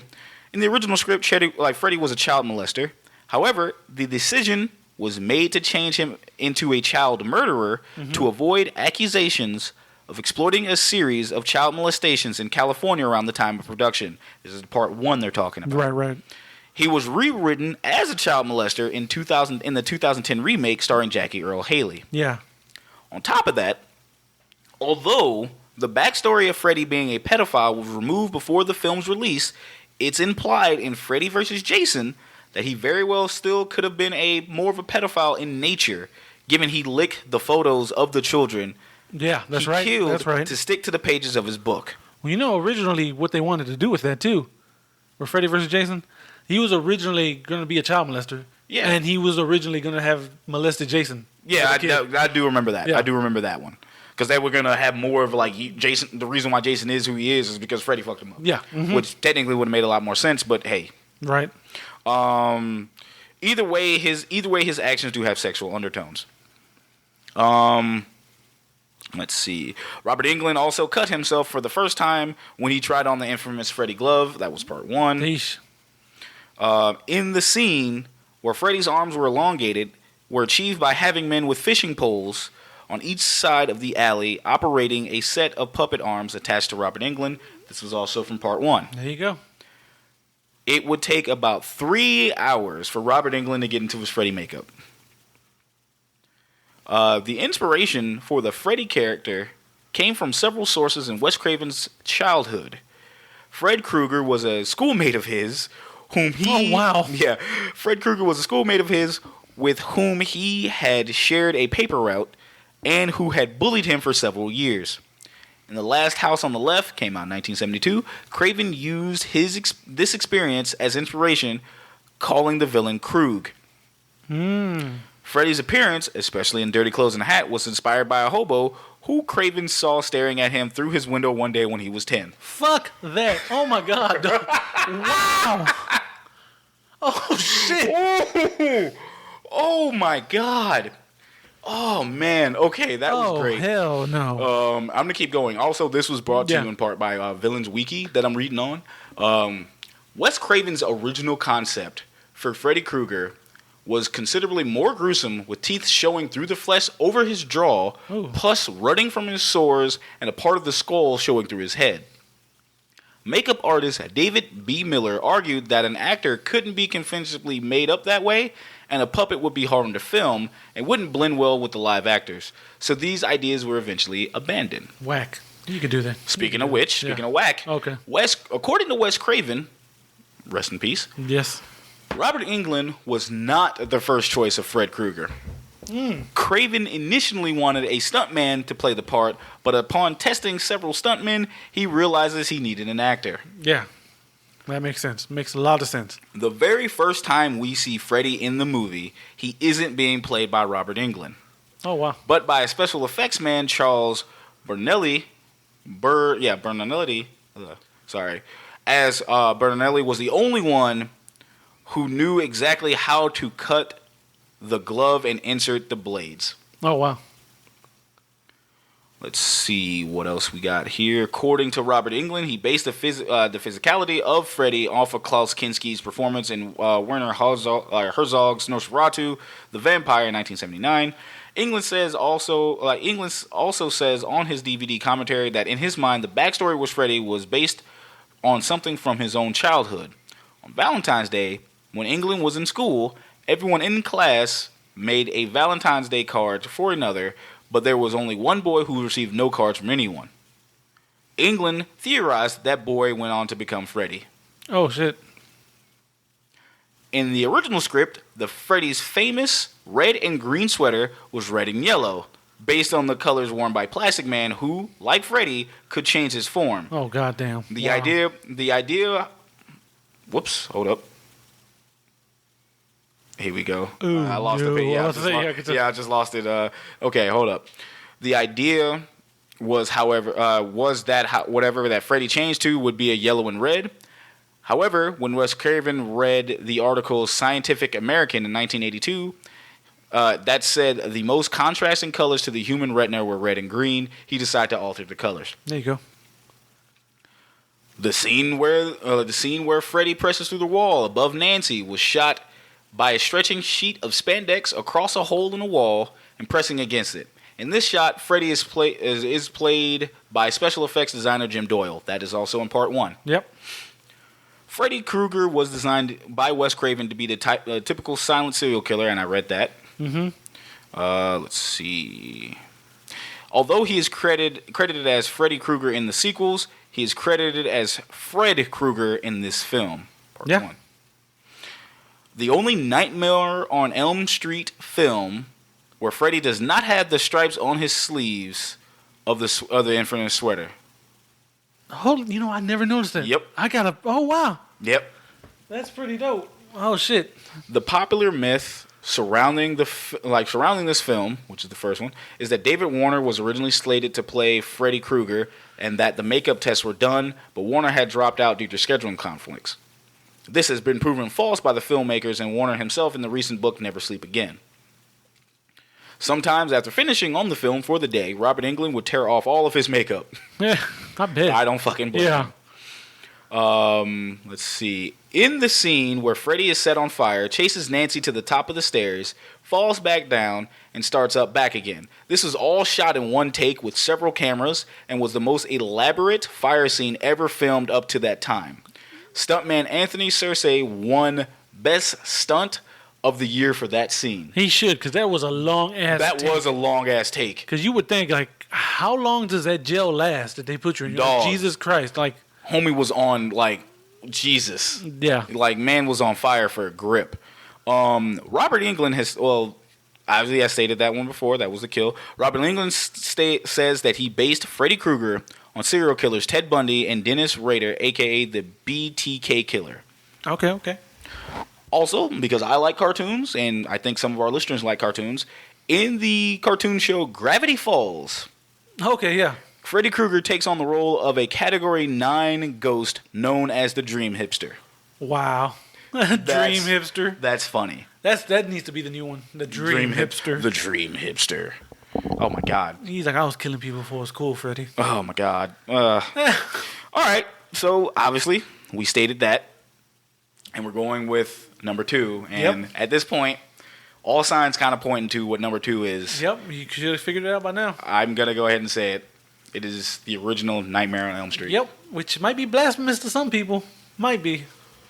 But fuck you. It's our list. Yeah, it's our list. And this movie's great. It's iconic. It's one of the goats. It's the pinnacle horror movie. Yes. To show. Yes. Because from everything from the practical effects to Freddy being legit fucking terrifying. Yes, he is terrifying. There is no puns or nothing really. None of that. There's maybe one. Maybe the phone was a pun with the tongue. Yeah, that was it. But that was still but like. Even then, that's kind of creepy. Yeah, it's you know what I'm because it was tongue licking your face. I'm like, what the fuck? Mm-hmm. Yeah. You know, this movie pretty much had it all, man. This movie legitimately 1984. Yep. Nightmare on Elm Street even had had everything, man. This one is the be all end all of all horror movies when it comes to that. And why is it not number 1? You know goddamn well it's not number 1. Exactly. But we're gonna give this movie its shine. Oh yeah, we'll let it shine because, like I said, it's the one that started it all. Mm-hmm. It revolutionized. What was that? Revolutionized. Blah. Wes Craven put horror back on the map with this one. Because at that time, slashers were getting kind of Yeah, slashers. You had what? Jason was coming out, but Jason wasn't like hitting after that. Jason was still pretty good. He would have 84. I think he was on part 4 already. Yeah, something like that. It was like they weren't really, slashers were losing their Michael edge. Myers hadn't come back yet. Yep. Nothing was really popping. Horror was Slashers were the run of the mill, and there was nothing special. Yeah, nothing special about them. Yeah. Until Nightmare on Elm Street came out. Uh-huh. Freddy had 4 bodies in this movie. Tina Gray, Rod Lane, Glenn Lance, Marge Thompson. Mm-hmm. Good old Johnny Depp, his film debut. It was his film debut, and what a way to fucking go out. This movie can be duplicated but never replicated. No, never at all. It is this is the one that if you are a horror slasher buff, you are trying to introduce anybody to anything, this is the number 1 movie that you want to show. Yeah, this is the movie. Yeah. It's absolutely. You're absolutely right. I mean, from like 1, 2, Freddy's coming for you. Yeah. All the fucking from that, the nursery rhymes from the kids just playing jump rope. Yep. You see like just visceral, just teenagers being murdered. Yeah, straight up killed. Just murked. Like dude getting blamed for his girlfriend's death.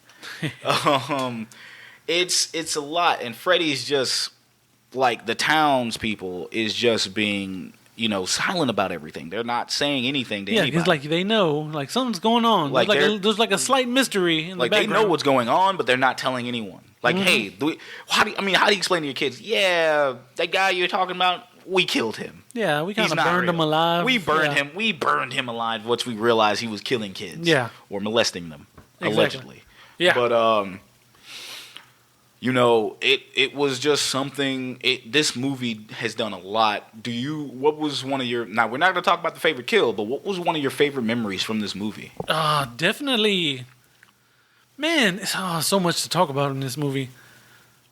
Just favorite kill, favorite memory, just almost everything, dude. Like, because this established so much. Established the fucking boiler room. Yep.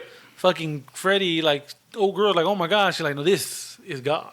Like, yes, that fucking that is with his glove. Powerful, like this bro. is God. It's God. Yeah, this. Oh my God, dude. Yeah. Yes, bro. Yes.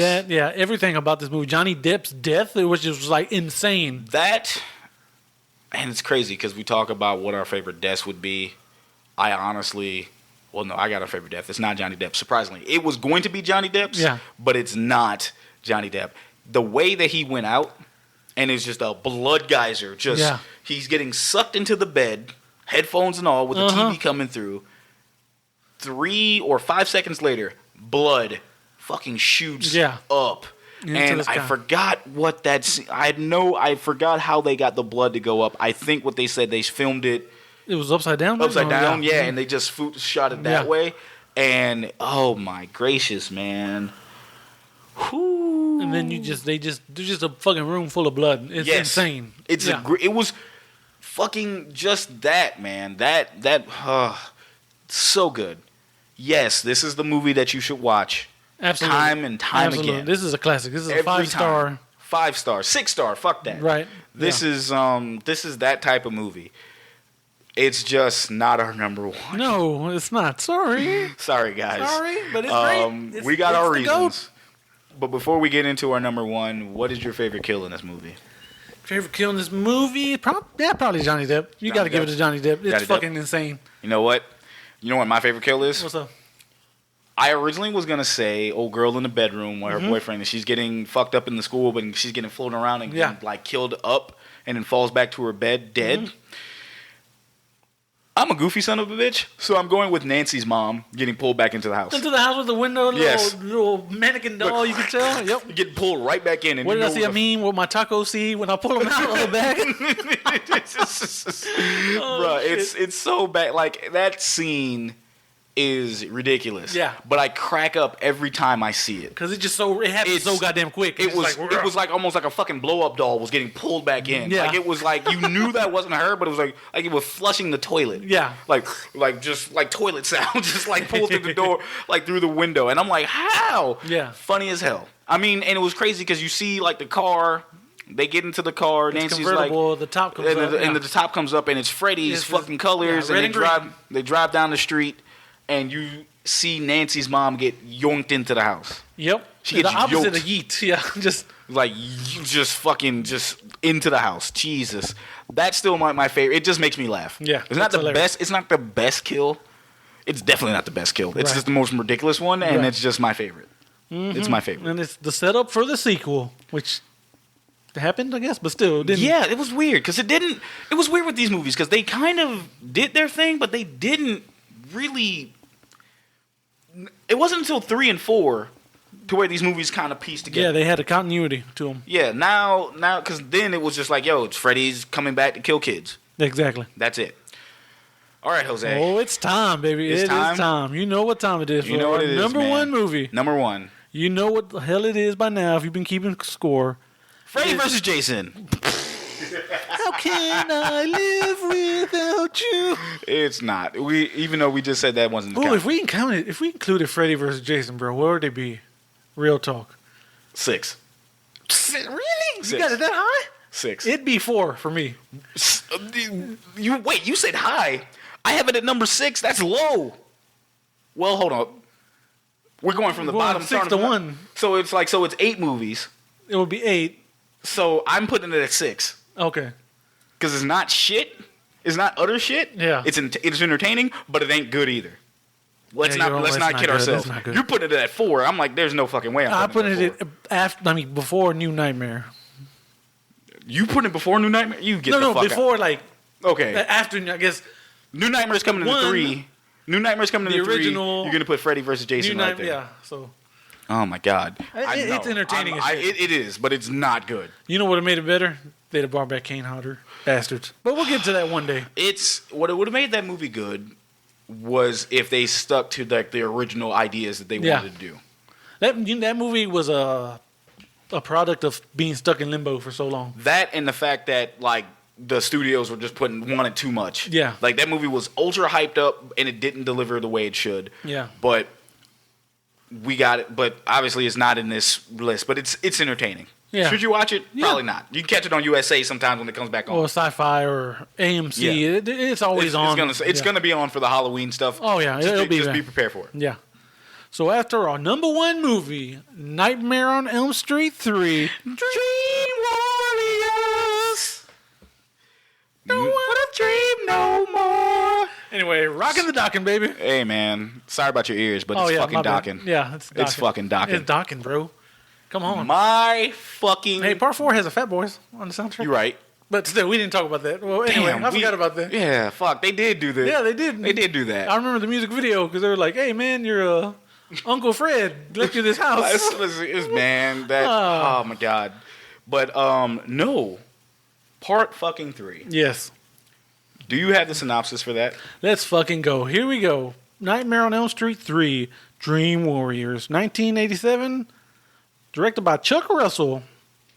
And, produced by Wes Craven. Screenplay by Frank Darabont. How you do? How's that going? How's that for you?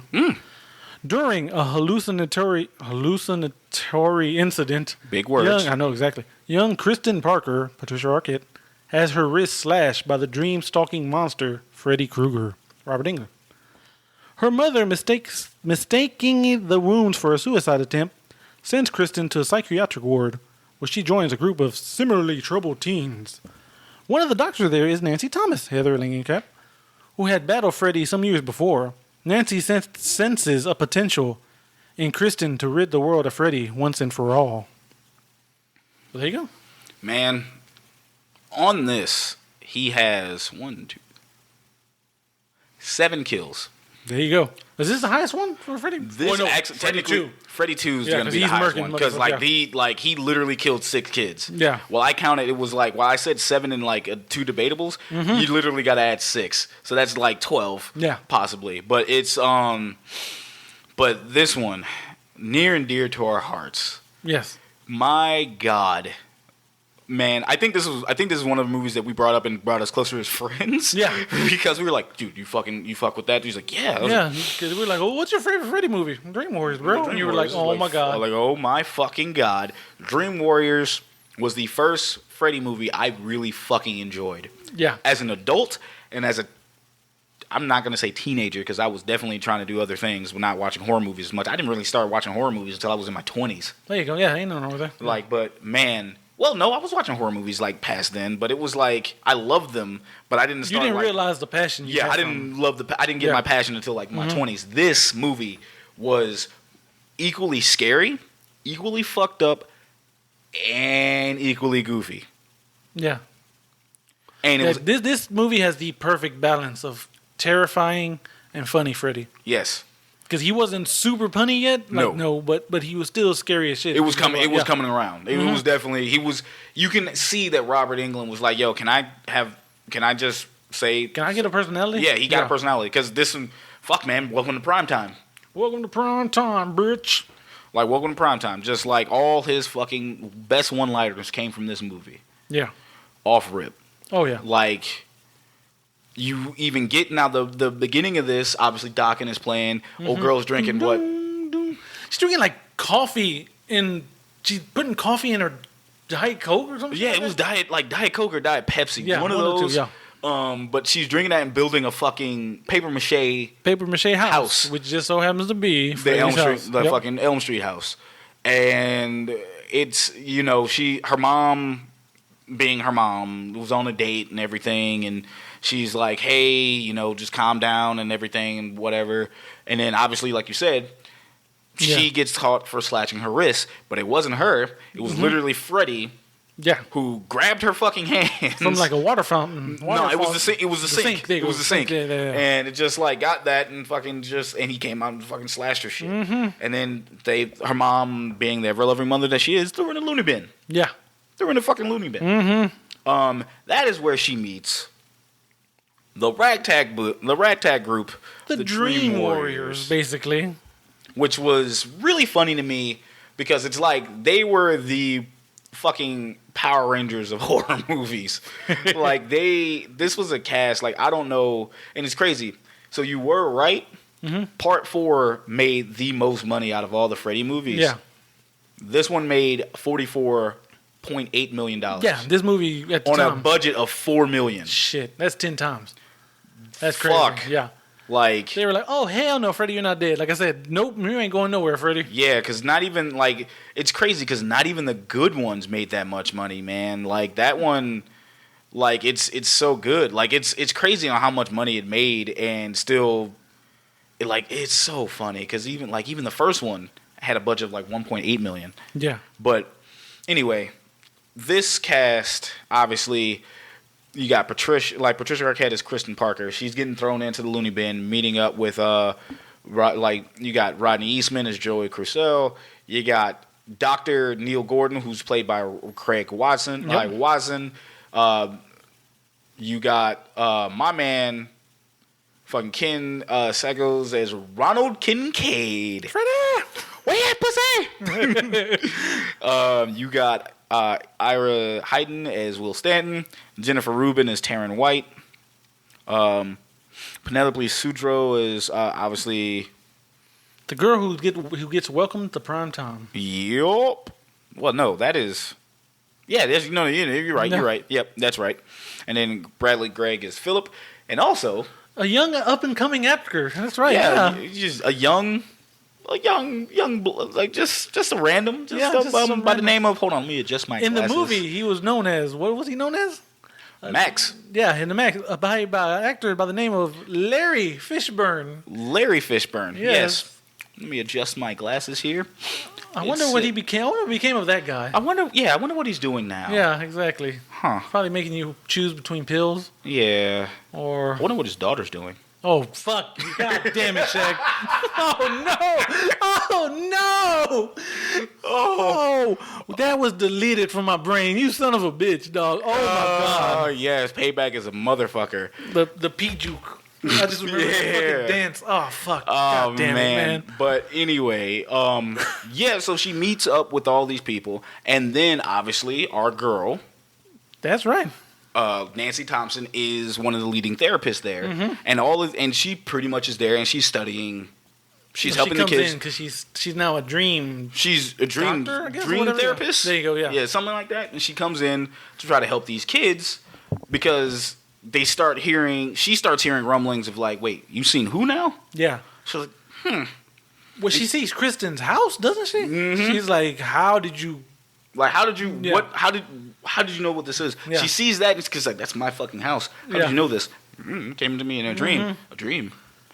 Her fucking ears perk up. Yeah, And then she's like having that conversation. So it's crazy because you want them to be like it's just like it's the first real continuity we got because you didn't get that in the second movie. Yeah. It's his connection to the first one because it brings back a character it looks like it's been years. Yeah. Like she got the little rogue streak, Mm-hmm. like so it's kind of like it's been years. She's like, I'm an adult now. Yeah. I'm like, how far was this fucking movie from the first one? Right. Because they didn't Weird. tell us. Yeah, and it's like a time jump that It was we like didn't know a about. major time jump. Yeah. But yeah, they meet up with these kids, and obviously these kids all have their things going on with them. One's kind of like on suicide watch. Yeah. One doesn't talk. One sleepwalks. Which One is a sleepwalks. Major plot point. you Yep. say, yep. One is just A former violent. drug addict. Yeah, one's a Yeah. drug addict. One's like, One's she's in recovery. or yeah, whatever. one's got anger issues, and the other one just can't walk. Yeah.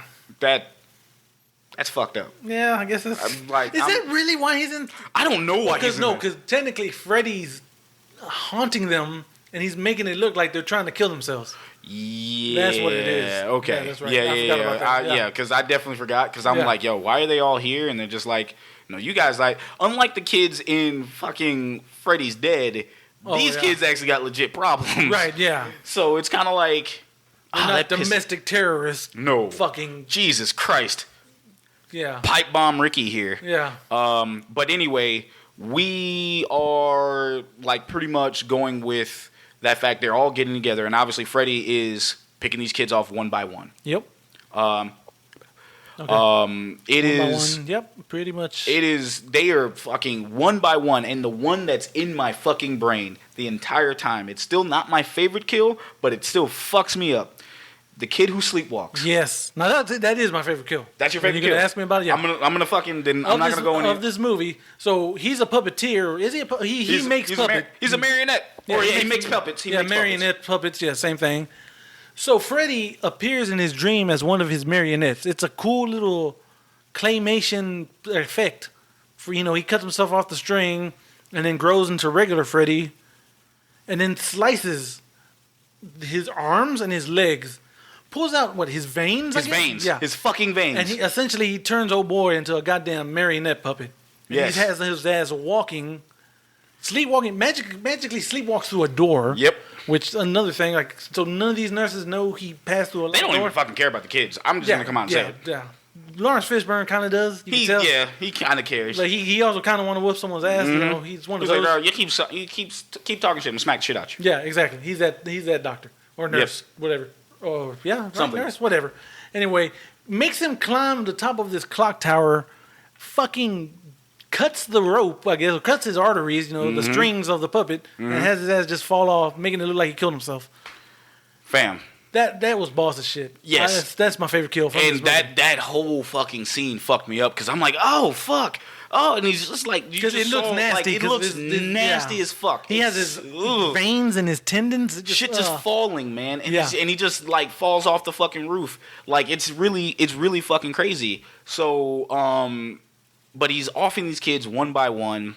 But or at least actually no, he kills 2 kids to win before they start realizing their dream powers. No, I think he just kills him. I think, okay, all right. Because they have that meeting afterwards. Yeah, they have the meeting, and then they just like, and then that's when Nancy, and she gets the drug. Oh, the hypnocil. Yeah, which comes back. Which actually comes back eventually. Yeah. But they use that drug, and they are trying to help the kids sleep. Well, she uses it. That way she doesn't dream anymore. She's trying to test that on the kids. Yeah. And the doctors are saying no. Even one doctor is kind of like, "What are you doing?" Yeah, one doctor's really bitchy about it. She's like one of the stereotypical evil doctor who doesn't believe any of that shit. Like, these kids are just fucking crazy. They want attention. That's all it is. Yep, that's all they're doing. They just want attention. But yeah, the dream powers. One of them's a punk rock girl. One, she's dressed as like, I'm bad and beautiful, which is not bad, which is definitely powerful. But like, I don't know how that's gonna help you in these dreams. Right, wheelchair kid is fucking wizard master, D&D dungeon master. Yeah, because Joey, well, he doesn't know his power at first, but apparently he's Banshee. Yeah, he can just yell and it's just fucking done because he doesn't talk. He's like, when you talk, but your voice is powerful. Yeah, there you go. Kincaid, super strength. My man Kincaid. And what's her name?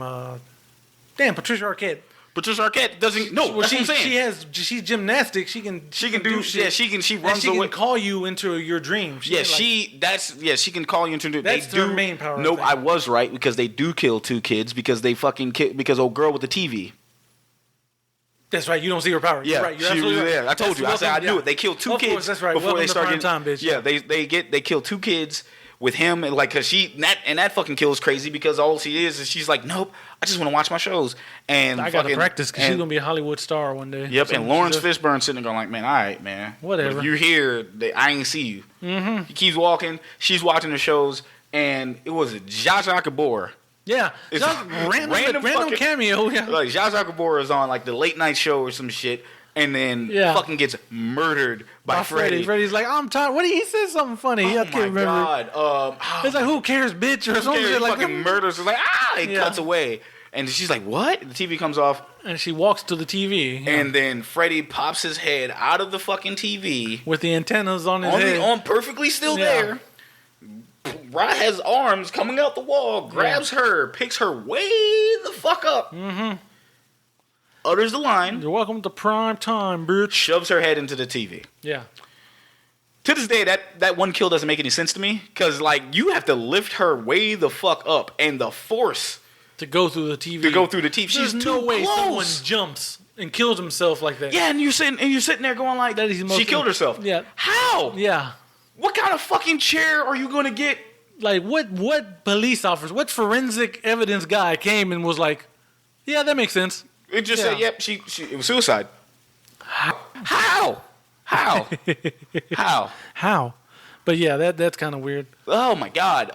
Then that's right. Then we get the Dream Warrior. We get the Dream Warrior powers. And Joey gets kidnapped because he's like that's what happens, kids. The nurse was like, "Hey, hello, nurse." Just like I'm pretty sure this is kind of statutory rape at this point. Yeah, and he's like, "Ooh." I'm like, "No, man, this ain't it." It's like, you're always so nice to me, Joey. Take off my thing. Look at my titties. Joey's like, hey, and then strapped to the bed, and it's not fun because you're strapped in the bed with tongues. Exactly. And you're like, tongue-tied, Joey. Hey, man. And then he gets the shit carved into his stomach. Yes, these are like, come get me, bitch, or something like that. Yeah, and he's just like, oh my God. It's so like, let him go, Krueger. Let him go. And he's like, come get him, bitch. Man, we didn't even talk about the part to where... The snake? Yes. The dick snake? The fucking Freddy snake. Freddy snake, yeah. And fucking, Nancy's like, oh my God, it's you. And then Freddy's like, you. It's like, you raggedy bitch. You. Look there, it's like, you.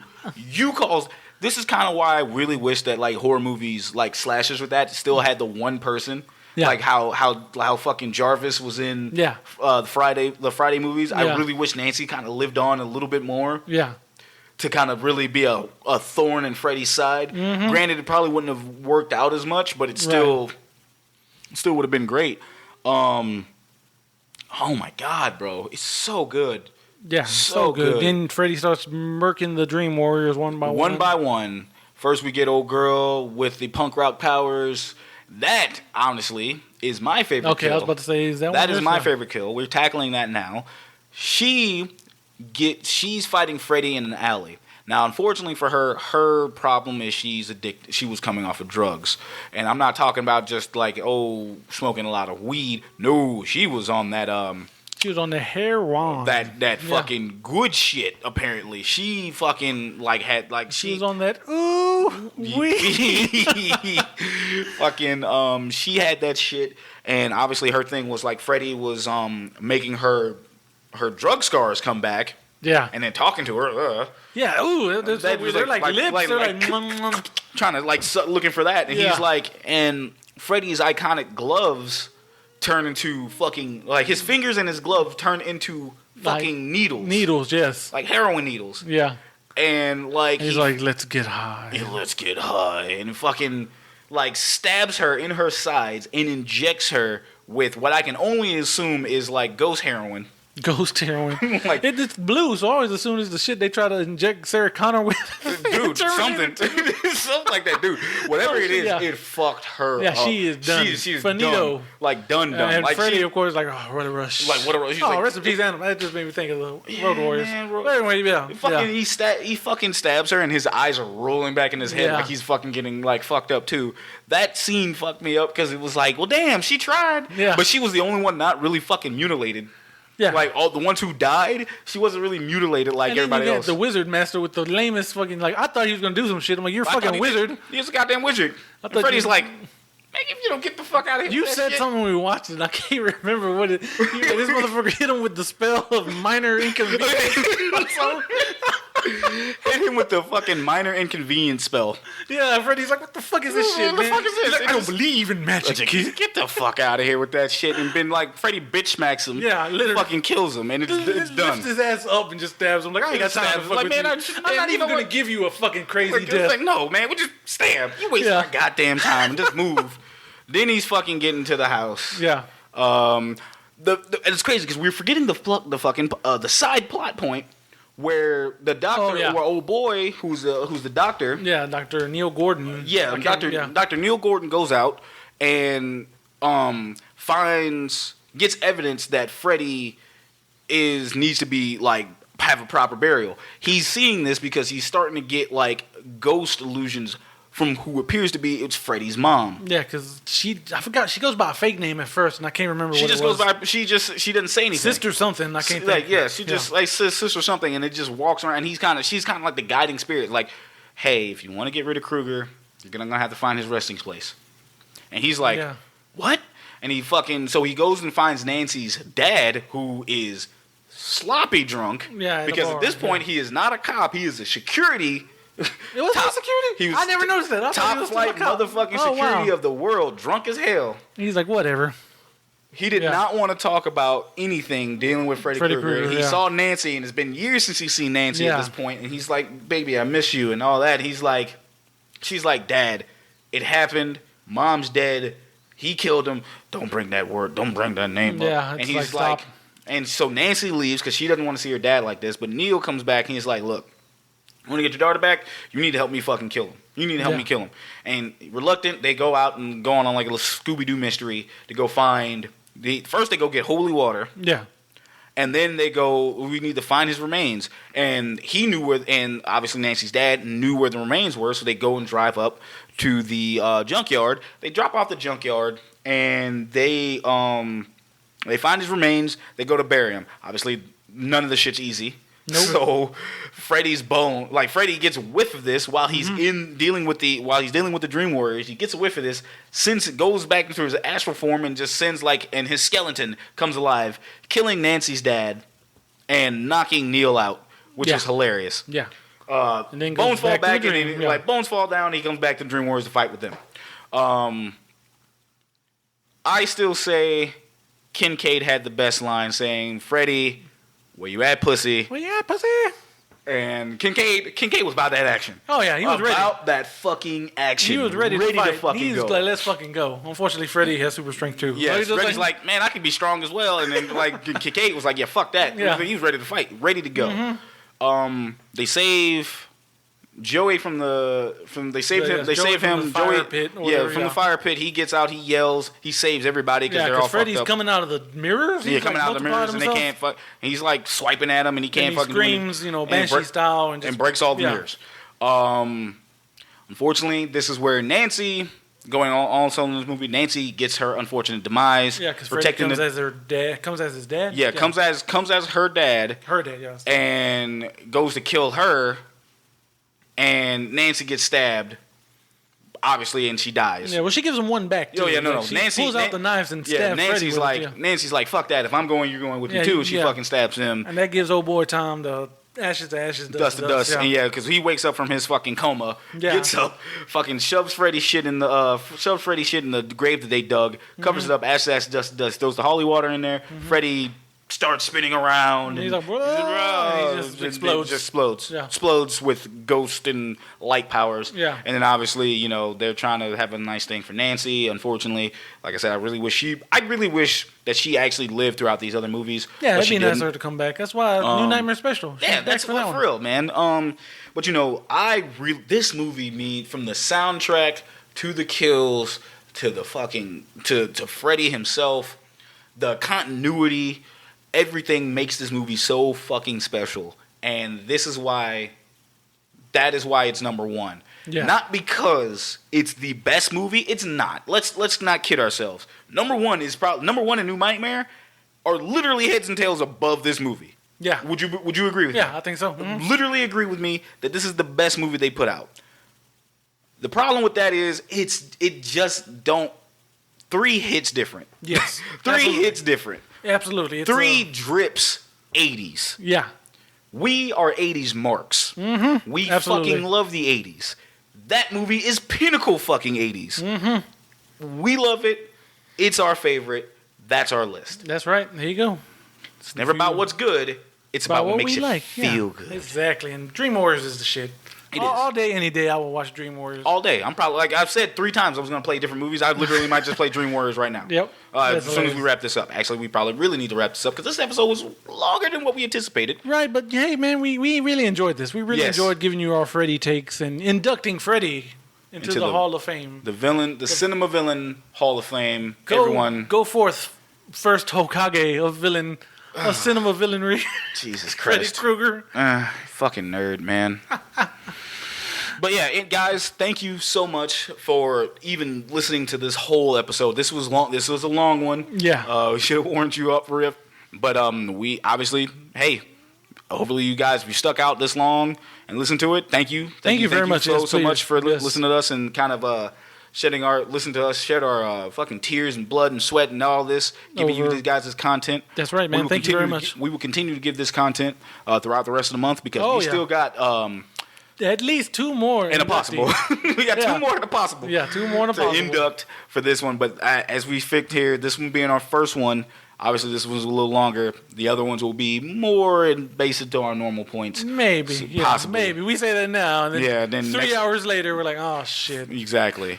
So other than that, for myself and Jose, That's right. I want to say thank you and good night. Good night. And Or good day, or yeah. something. And if you're going to bed, sweet dreams. Because we just talked about Freddy. Sweet dreams. Just saying. Don't fall asleep again. Doom, doom, doom, doom, doom. Doom, doom.